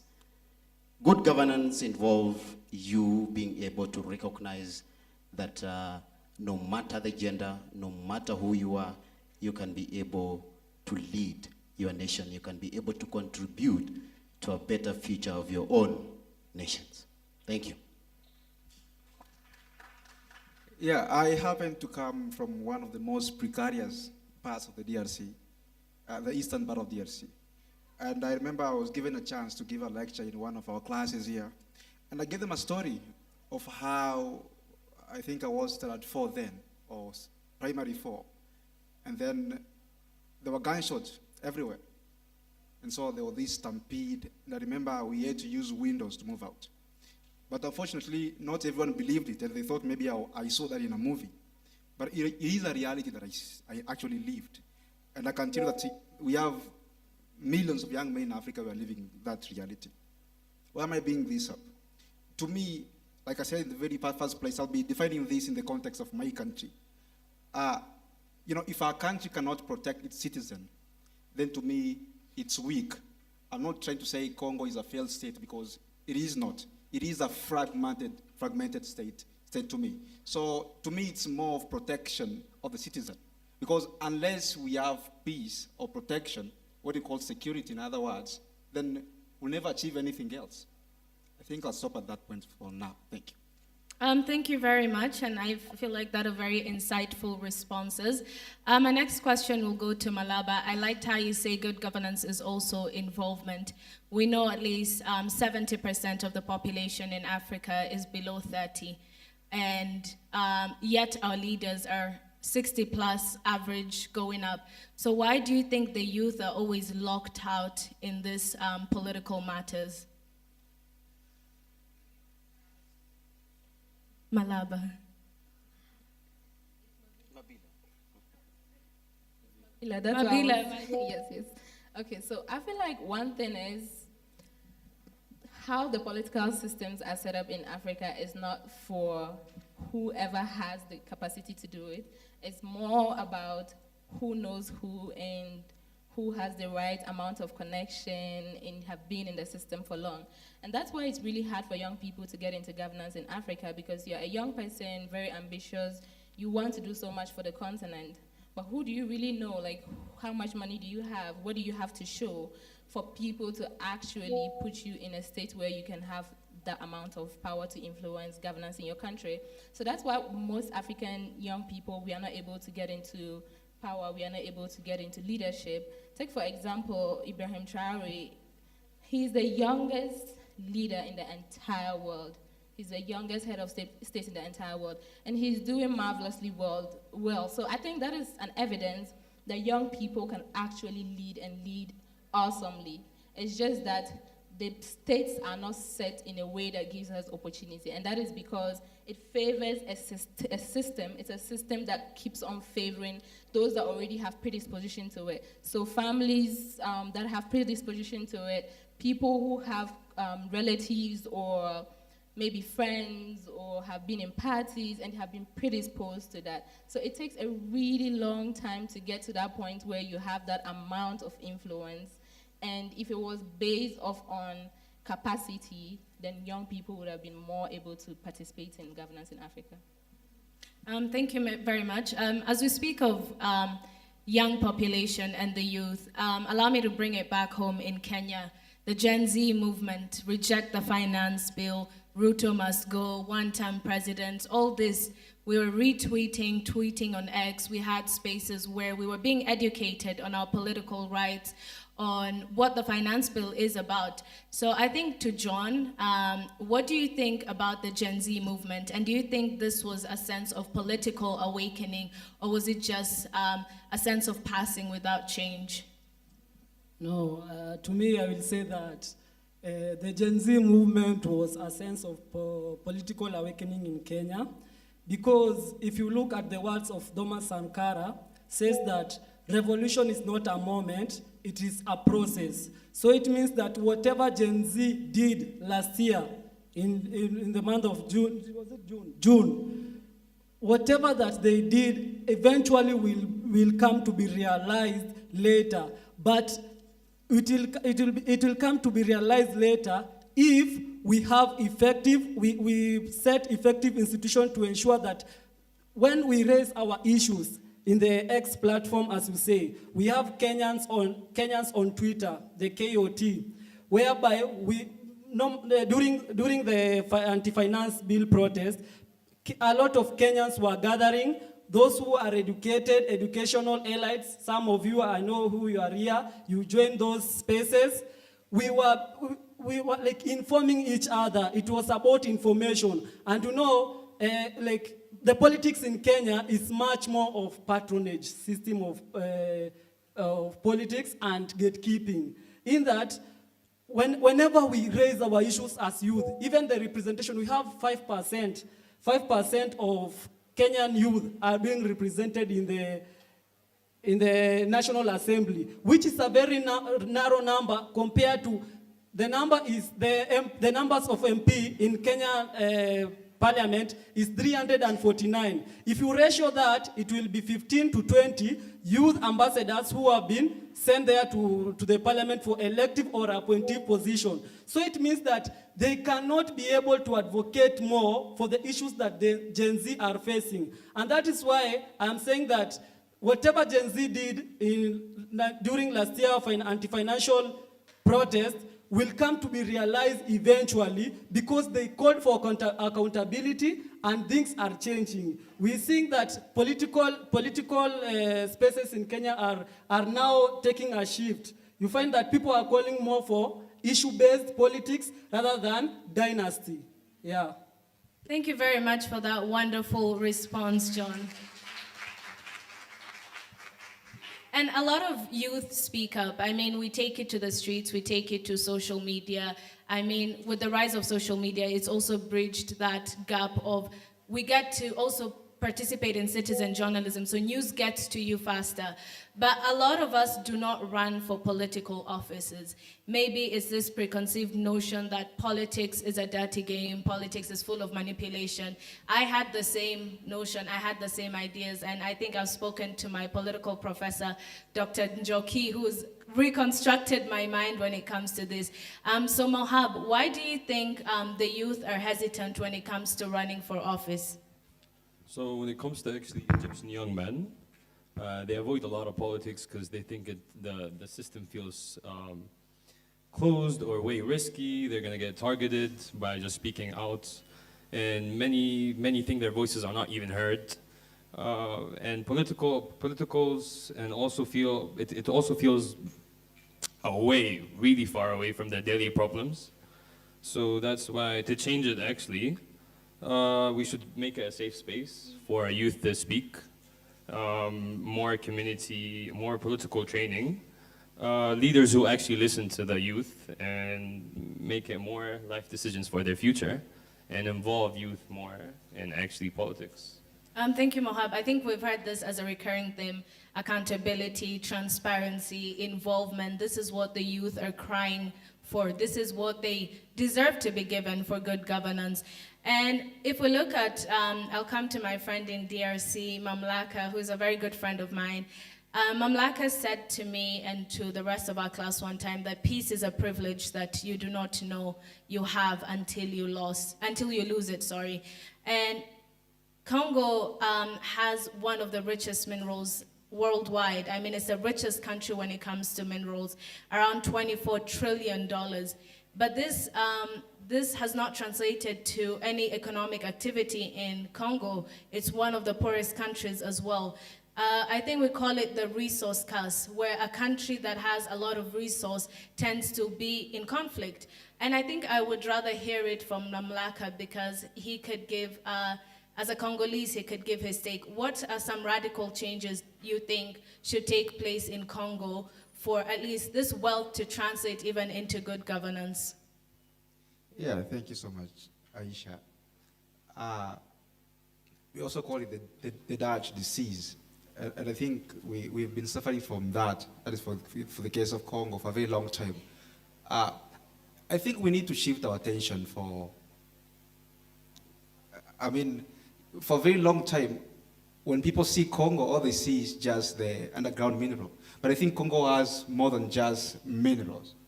So the first recommendation for me would be maybe to shift these, we've had this preconceived notion that, all that we have in Congo is minerals. I love how our late Laurent Desire Kabila did it. When he came to Congo, of course, we still focus on minerals, but he shifted the focus to agriculture. And at some point, we became, that is in the first few years that he lived, we became one of the best countries in Africa when it comes to agriculture. But again, it was short-lived. The other thing is empowerment. Today, when we hear about the conflict in Congo, many of us would take it to, would throw blames to the conflict between the Tutsis and the Hutus. But again, it goes way beyond the Tutsis and the Hutus. We don't talk about the corporations that have been functioning in Congo for, decades. We don't talk about the Chinese influence in the Congo for decades, and they've always been there. So I think we need a restructure of almost everything, including the government itself. I will tell you for sure that, the government in Kinshasa and the government in North and South Kivu are two different things. My question will be to you. How would a war, actually these are two very significant provinces, be taken hostage in just less than a month? And my argument actually for this is that the government necessitated this. Because we had a similar occurrence in 2012, we had something similar again in around 2006, 2009. And so my recommendation will actually be, a restructure of the whole system. We need stronger institutions that are closer to the people. Of course, we also need inclusion. We need youth who makes about 60% of the population being involved in the decision-making process. Thank you. Thank you very much, Mamlaka. And since we're still in the topic of conflict, maybe I'll ask our president, Dudi Luat. There's been a lot of peace talks in South Sudan, but these peace talks, we call it conflict management. They're not resolving or transforming the conflict in South Sudan. It's just the heads being involved, so it doesn't go to the root cause or the ordinary persons. And a lot of times we have the youth being excluded from these peace talks. While they still are the majority in the country, do you think with this exclusion, peace would be long-lasting? Thank you, Aisha. I feel sad sometimes because my nation is the youngest nation in the world, but facing a lot of challenges to be able to stabilize.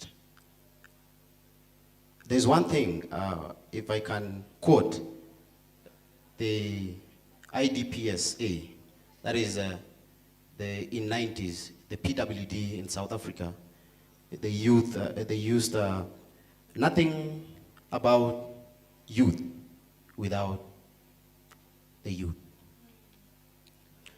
You cannot be able to try to transform or try to do things to better the lives of the youth without involving them. Yes, as you mentioned, most of the time, the peace initiatives that have been happening in South Sudan, the recent one, which is the Tumaini Peace Initiative that was done here in Kenya. Most of the people who are there, they are older generations. They are people who have lived for a very long time. But the problem is the youth, the women, the minorities. Without them, then I don't think there will ever be a lasting peace. And it's not about South Sudan alone. It's about all our different countries in Africa. We need to know that for us to be able to get stability in any country in this continent, it's about engagement rather than management. You cannot be able to manage people and you want to transform at the same time. You rather engage them and get the positive side of it. Because this generation, there are people who want answers. They don't want to know what you went through. They don't want to know what you did. They want to see the impact. They want to see the outcome of all that. So engaging youths, yes, in South Sudan, youths are left behind, but I'm hopeful right now, as Dr. Fatima mentioned before, that IGAD is doing more grassroots approach. And that is what is needed. More grassroots approach means that from downward, minorities, the women, the youth. And when she spoke, Dr. Fatima, she gave me hope that indeed the future is bright for South Sudan. Thank you. And it is bright for every other African country as well. I really love this topic and I love this conversation that we're having, but I know in the interest of time, we cannot finish this discussion. But before we finish, maybe every panelist can give me their parting shot, or if you were a president in your country, let's say if today Mamlaka is president of Democratic Republic of Congo, what are some restructuring that you would do? What are some of the first executive orders you will give out in your country? I think that would be a nice way to end this. I could start with you, Mamlaka. Yeah, that's a tricky question. Of course, I do believe there is a lot that needs to be done for Congo. I was reading a book by somebody called Francois Kisangani about civil wars in Congo. And there were a lot of decrees that Mobutu did. I mean, he's one of the people that really tarnished us for good. And so, you know, we had Rwandans. Actually, let me give a little background. I'm going to be so fast with this. You know, we've always had Tutsis in Congo. Banyamulenge, I call them Congolese. I proudly call them Congolese because I've lived with them. We've been brothers. But again, and when we hear conversations about Congo and what's happening at the moment, many will tell you know what, this started in 1994 with the Rwandan genocide, which is, I would love, you know, you challenge the veracity of that because it's not true. The predicament of Congo goes way before even 1994. We had mass migrations, people being forced from Rwanda. Then they were called the Banyarwanda. The fun thing, and I know many Congolese will not agree with this, would be to actually make us one. We need unity in that country. The thing of saying, I am a Mubembe, I am from Babembe, I am from Banyabwisha, I am from Bautu. It should be, I am a Congolese. I am from Congo, and nothing else. I love how Tanzanians brand themselves. That is normally the mantra. I am a Tanzanian. It's very hard to actually know whether somebody is a Sukuma from Tanzania. It's so hard. So I think that would be my first thing. The other thing is, you know, restructuring the institutions. You can't believe if I tell you that, you know, we have more than 50 ministries in Congo, and some of them are, you know, duplicated. You know, we have a Ministry of Finance here. Again, we have a Ministry of Economy. I don't know in what, which is to me merely the same thing. So again, we're going to need that. The other thing is inclusion. You know, I'm a feminist, and I know those who Yeah, and that's because women in Congo are not, I really envy Kenyans a lot. I really love it when I'm here, when I see women standing up, ladies standing up. How I wish that was, my country. That's how I would love Congo to be. I want to see Congolese ladies standing up in politics. Yesterday I was talking to a friend in Congo, and I was telling them, you know what, when I come back to Congo, I want to do politics. I want to pragmatize my, political skills. And she was like, please, if you want to do politics, forget that you knew me. Like everyone is afraid of politics, but I would want to erase that. So thank you so much.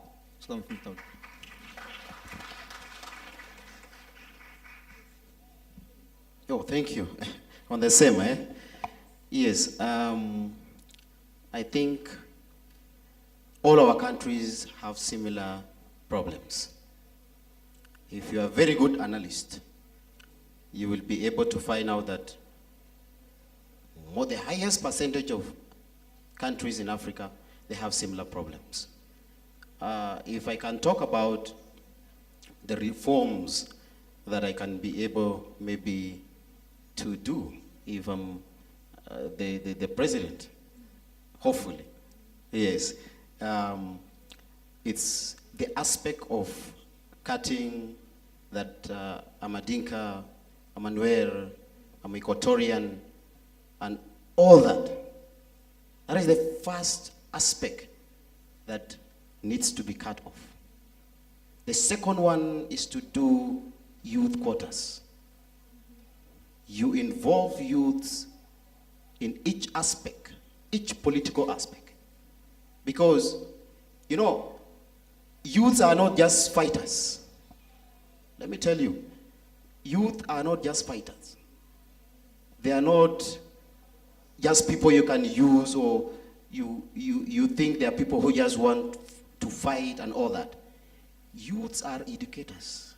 They are healers. They are mediators.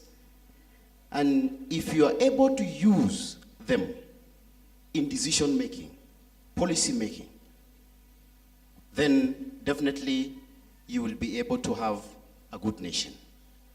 The aspect also of women, just my colleague Mamlaka mentioned, that we still have the old mind that says, a woman is only meant for kitchen. I disagree. I feel sad when somebody says that. Because if you see what is happening in Namibia,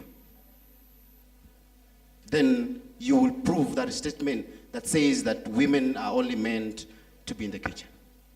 What is happening in Namibia? A lot is happening there. And it's being led by a lady.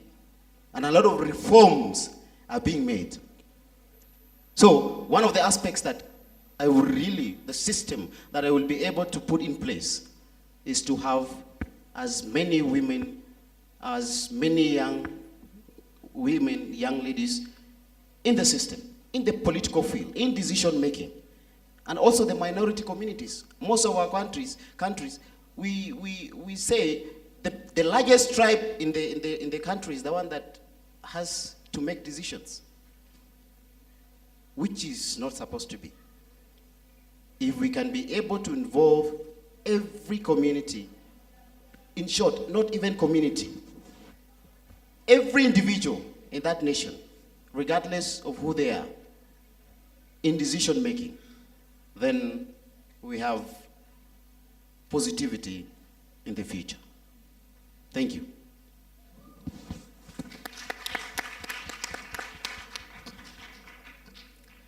For me, I'm very big on education, very big on education. So if I was to make reforms in my country, Ghana, or that per se, any African country, the first thing I would start with is education. Why? Because for the longest time, African education hasn't been African. Our educational system is set in a way that it was handed to us by the colonizers and the enslavers, and it has really never changed. Back home in Ghana, you're not supposed to have your hair when you're in school. You have to shave it all the way down. Do you know what's funny about that kind of a policy? When a white kid comes to a Ghanaian school, they don't shave their hair. They keep it. But for us Ghanaians, we have to shave our hair sometimes. And then you don't even know the reason for that kind of a policy. So our educational system is not even set to favor us as Africans, as Ghanaians. One thing again, the textbooks that we use in school are mostly not written by Ghanaians. The stories that I read in books in school, they don't relate to me. Like you're reading about the US, your statistics and examples are being quoted using, other worldly examples. So the first thing I would touch is education, because like we said, it has been said 100 times here today, Bob Marley said that you have to know yourself before you can know where you're going to. And I feel like most of African youth, we are lost because we were never really socialized to actually understand and appreciate ourselves. And where is the first place that you start socializing people after home? The educational system, it's school. So we really have to put an effort into socializing our young people to actually know and understand who they are, to understand their history, to understand where we come from, and then we can actually appreciate and love in ourselves and move forward developing to become a better people.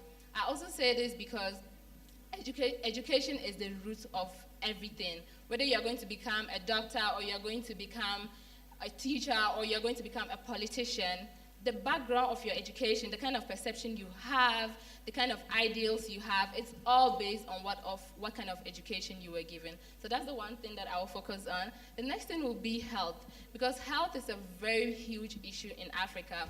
We have people suffering, we have mothers. I think recently, I really love this man, Captain Ibrahim Traore. He passed a law in Burkina Faso where women don't have to pay to give birth in hospitals. And that's really helping because women die simply because they can't access hospital care and they're pregnant or they're in labor. So that's one other area that I would put a lot of effort in, restructuring the health system to make it more free or affordable to the average citizen.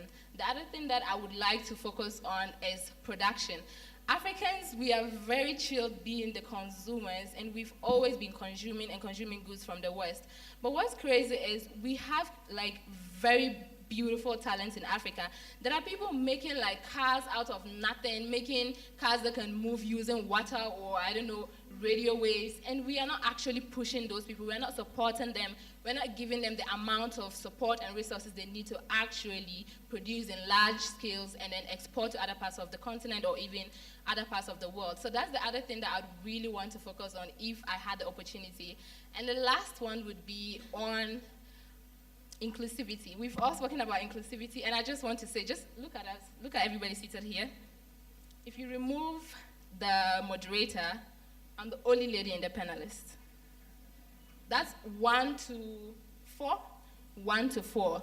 And we all sat here and spoke about inclusivity. So how about the next time we are having a panel discussion, it's not 1 to 4.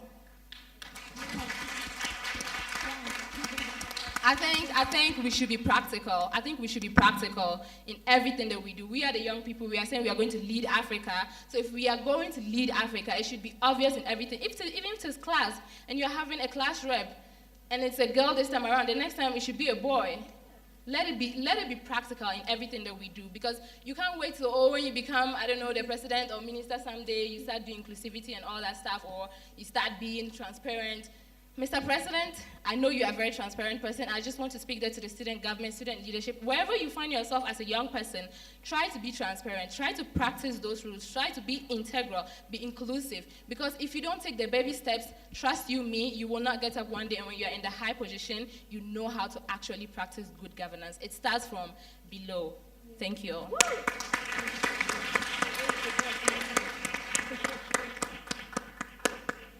Yeah, to me, when you ask me if I have the power, actually I'm more privileged because I know my fellow Gen Z, you are sitting there, and I know you would have loved this opportunity to be in this platform so that you can inject. But you will pardon me, I will not do more of injection, but I will give more of policy. I introduced myself, I said that I'm majoring in foreign policy and diplomacy. So first thing, if I have the power here in Kenya, what the transformation that I will do first is about youth. I am here to talk about youth. I'm not here to talk about our elders who have ruined our country, our motherland. You have heard my previous speaker who have spoken, like the way they are speaking so beautiful of Kenya. But the way they are speaking, I feel so guilty on my own side because I know these are the people who are praising. These are the same people who are praising that Kenya is doing so much. They are the one who have brought us to where we are now. So what I will advocate, my injection for today, for only one word that I will use, is that about meritocracy. We are all talking about accountability. You cannot do accountability without meritocracy. You are here, you are majoring in that field that you are majoring now. You aspire to be employed or to become an entrepreneur one day in that field that you are. But you cannot be able to reach that place because the Kenyan system is rogue in nature. It is what do we call that word? Gatekeeping. You are being, like, if you are selected there as a youth ambassador, you are there for the ceremonial purpose, but you are not given that real power, that real fund, so that you can be able to raise your fellow youth from the grasses. We are talking about reshaping the African politics from the grassroots. Luat has just said here, if we want to start from that, we need to start by doing what is called meritocracy, electing people due to their merits. Then from that, I have said that according to the Kenya Statistic Bureau, it says that Kenyan population, 75% of the Kenyan population are living under the age of 35, which 60% of that population are between 24 to 34, which is the group that we call youth. If all these people are there and representation in the parliament, I told you representation in the Kenyan parliament is 5%. We need to do this reform. There is no way we can have 15 people or 20 people representing almost over 20 million Kenyans youth in their interest.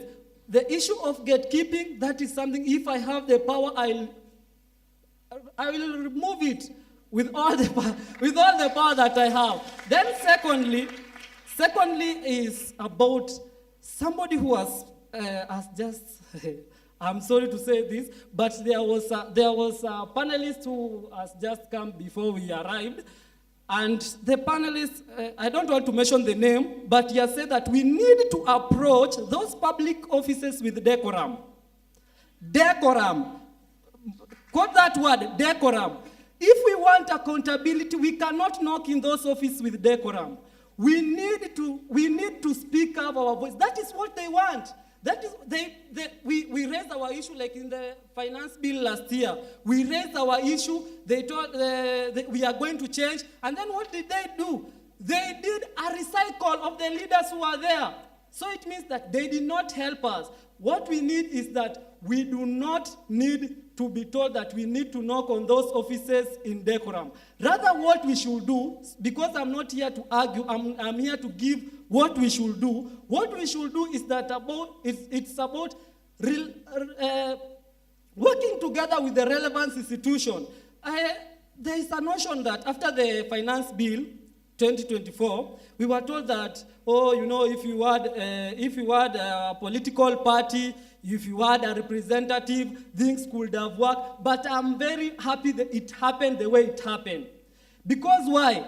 It happened the way it happened because now they know that it's not about a certain leader that they could approach and patronage him and put him in a certain position and then tell that person, you know what, we have the one who have put you into that places. And then you become as conduct. We have the Ministry of Youth. I believe that most of my panelists here in their country, I don't know, because I don't want to speak from the bush, I don't know if they have a Ministry of Youth.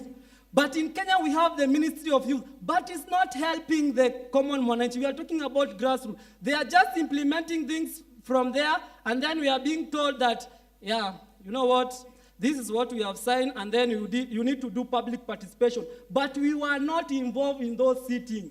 The people who are involved in those high table discussing about the drafting of the policy, the way forward, we are not the ones. And yet, they bring the same document to us, and then they tell us, you know what, you need to vote yes or no for this reform. And then when you vote yes or no, they say, the youth have participated.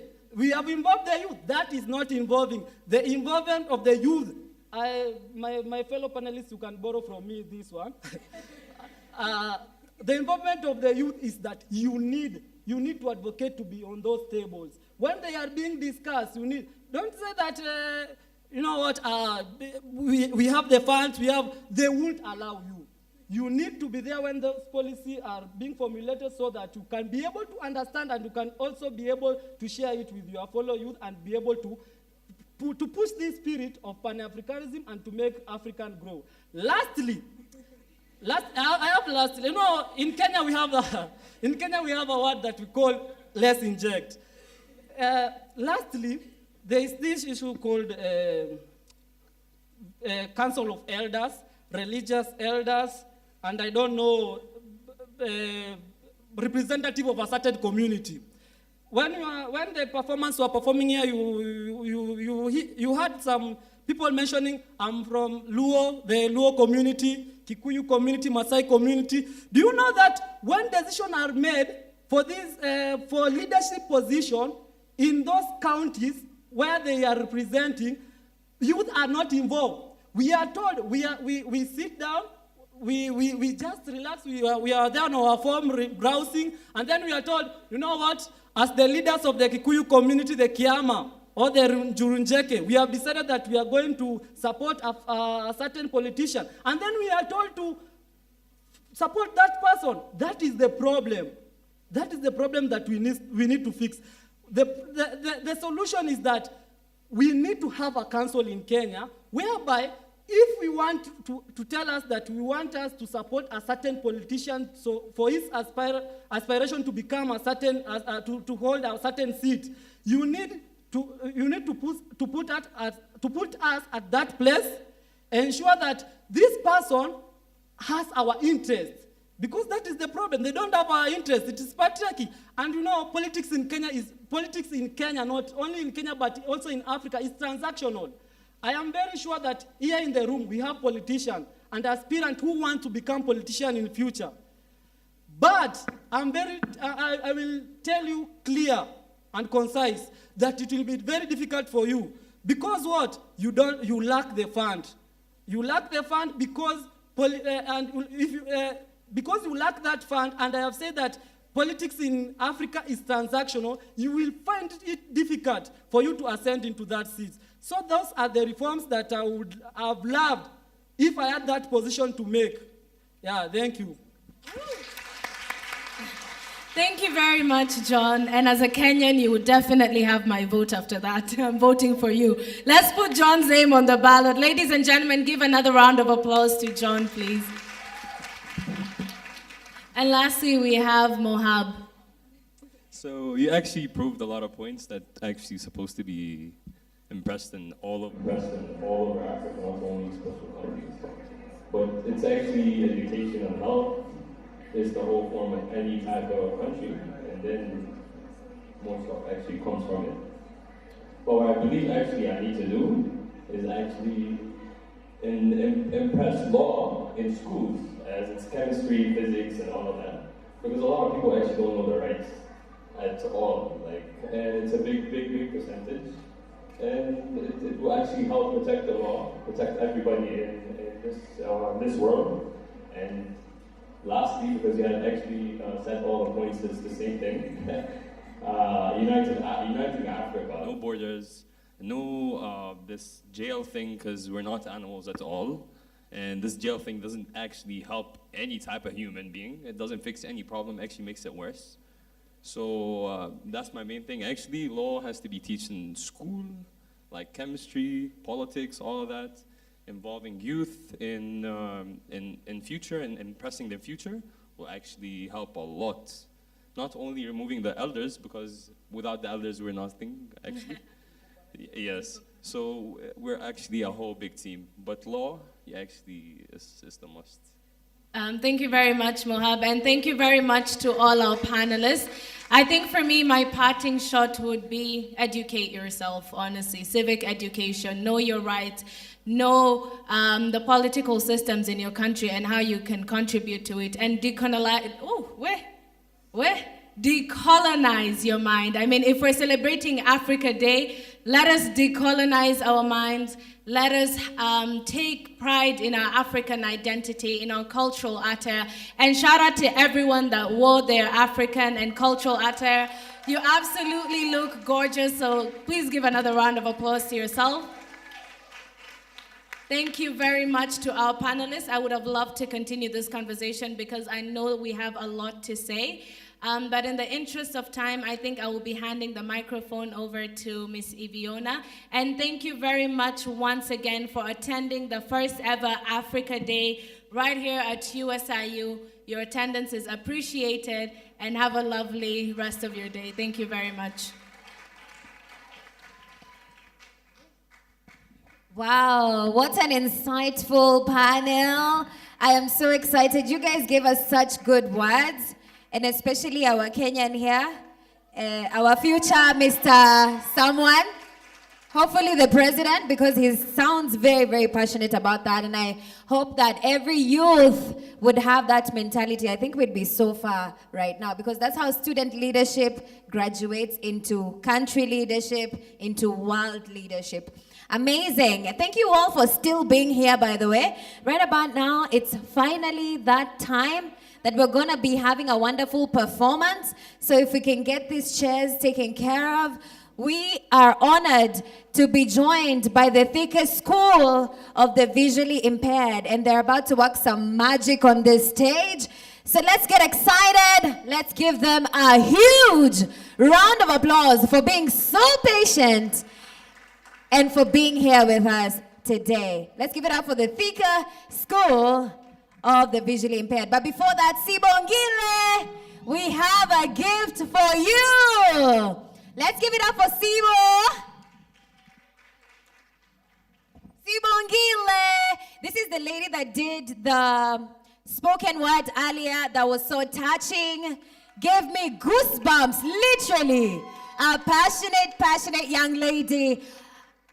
Also an MC, a singer, and a church leader. What can't you do? Let's give it up for Sibo, guys. Awesome.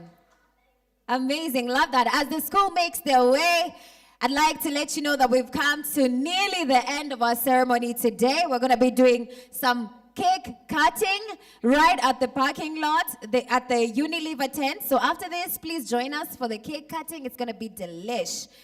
Let's give it up one more time for the Thika School of the Visually Impaired. Amazing.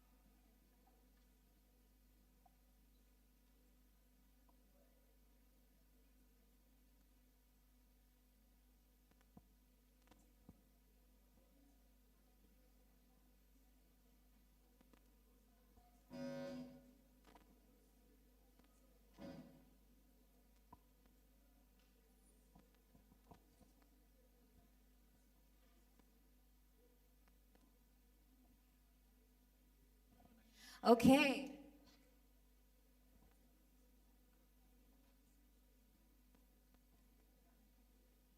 All right, and as they get ready, it's about that time to give you guys some gifts. It's about that time for trivia. And this time I'm coming with the questions, guys. These questions are not going to be easy.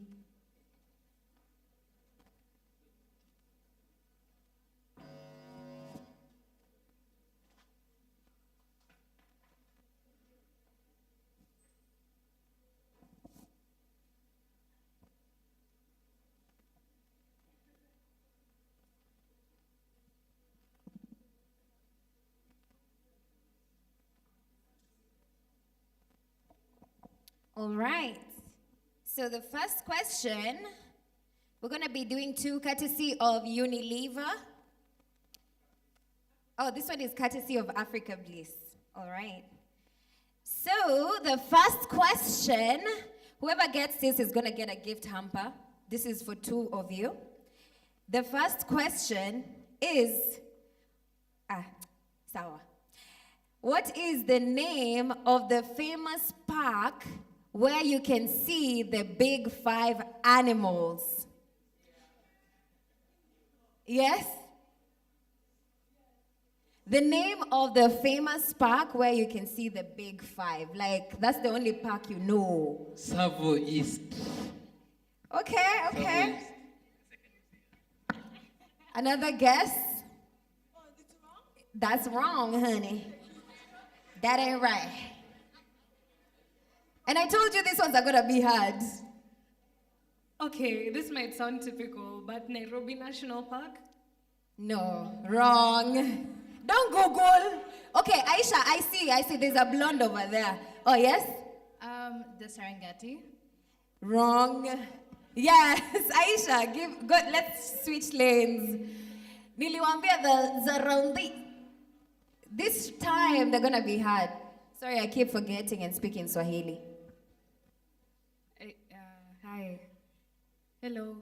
Hi. It's the Kruger National Park in Yes! Congratulations! Though I beg to differ, because I feel like there's many national parks that you can do that. Okay, so the other question, which country is also known as the City of Gold? Yes, your hand was first up. Yes, South Africa. Let's give it up for her.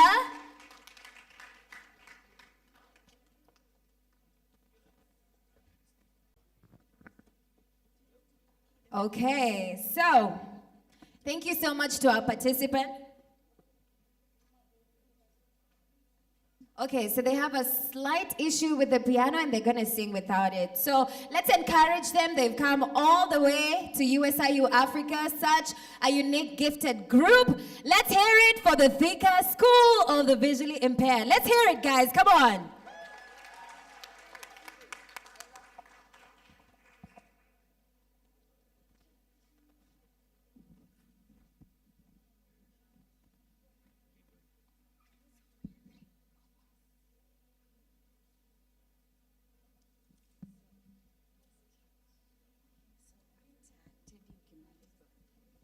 All right.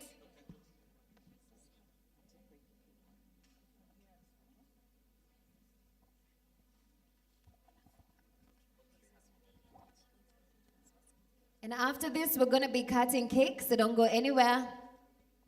Right at the parking lot, at the Unilever tent.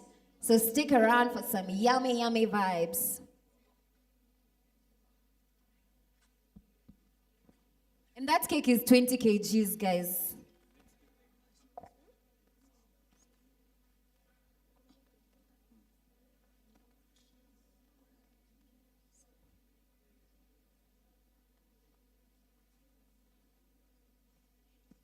All right.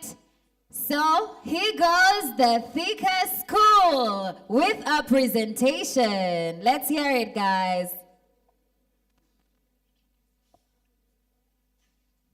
So good afternoon. So as you've heard, we're Thika High School for the Visually Impaired. We have a presentation, a song by Michael Jackson called We Are the World. You may. So sit back, relax, and enjoy. Thank you.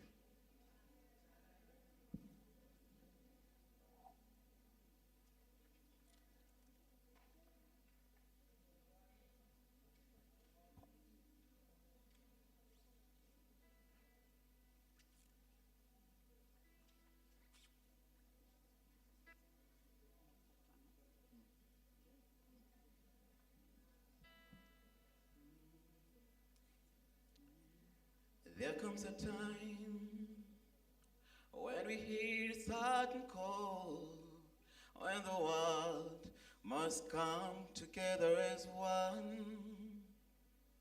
There are people who care, and it's time to give a hand to life, the greatest gift of all. We can't go on pretending day by day that someone somewhere will soon make a change. We are all a part of God's great big family, and the truth, you know, love is all we need. We are the one. We are the children. To make a better day, so let us give it. There is a choice of making. We're saving our lives. It's true, we make a better day, just you and me. Oh, send them your heart, so they know that someone cares, and their lives will be stronger and free. As God has shown us by turning stones to bread, and so we all must lend a helping hand.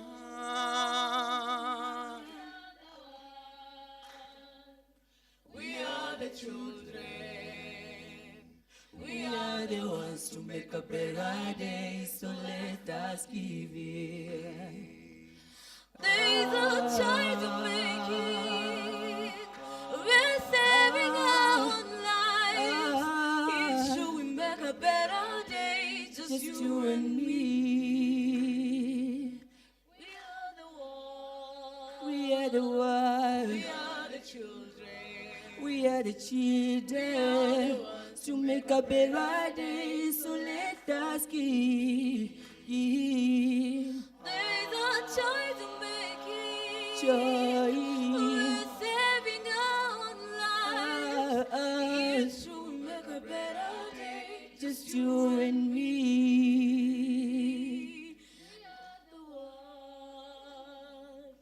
we are the children. We are the ones to make a better day, so let us give.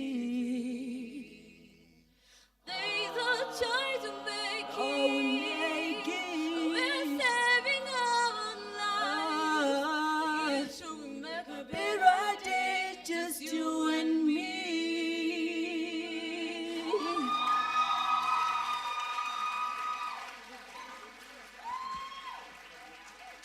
Oh my goodness, I was not expecting that. That is so beautiful. Once more, let's give it up for the Thika School, guys. Amazing. And with that, we've come to almost the end of our ceremony. Let's all head to the parking lot area where we're going to be cutting the cake and closing this ceremony with a bang. But before that, we'd like to gift our panelists, our student panelists, Aisha, John, Mamlaka, Moha. I'd like to invite Dr. Njoki to kindly present these awards. Thank you so much. And if you're stepping out, kindly make your way to the parking lot. We're going to be cutting a 20 kg cake. Yo, you don't want to miss this.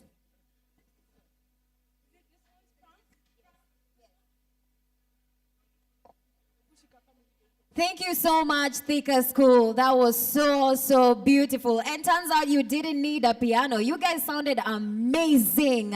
Like the Pentatonics. Even much better than the Pentatonics. That was so beautiful. Thank you for gracing us with your voices. All right, Dr. Njoki is gracefully presenting the gifts to our lovely student panelists who gave us such insightful information. You guys were amazing. If you're here still, let's give them a round of applause because they were so amazing.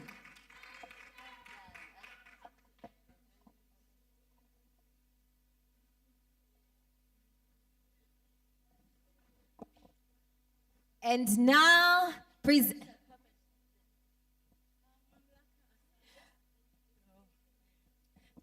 Okay, ladies and gentlemen, let's put our hands together for Mamlaka Asafu.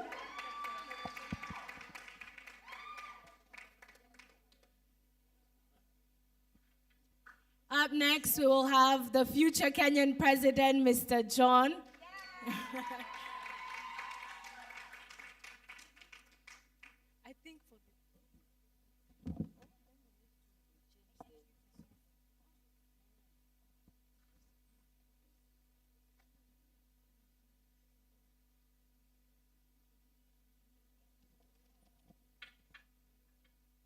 Up next, we're going to have the wonderful, the beautiful Mavila.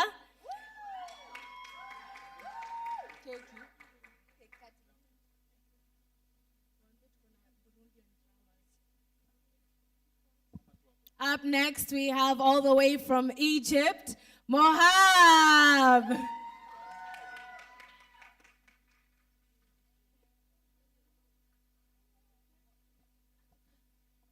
And last but not least, we have Señor Presidente, Mr. Dudi Luat.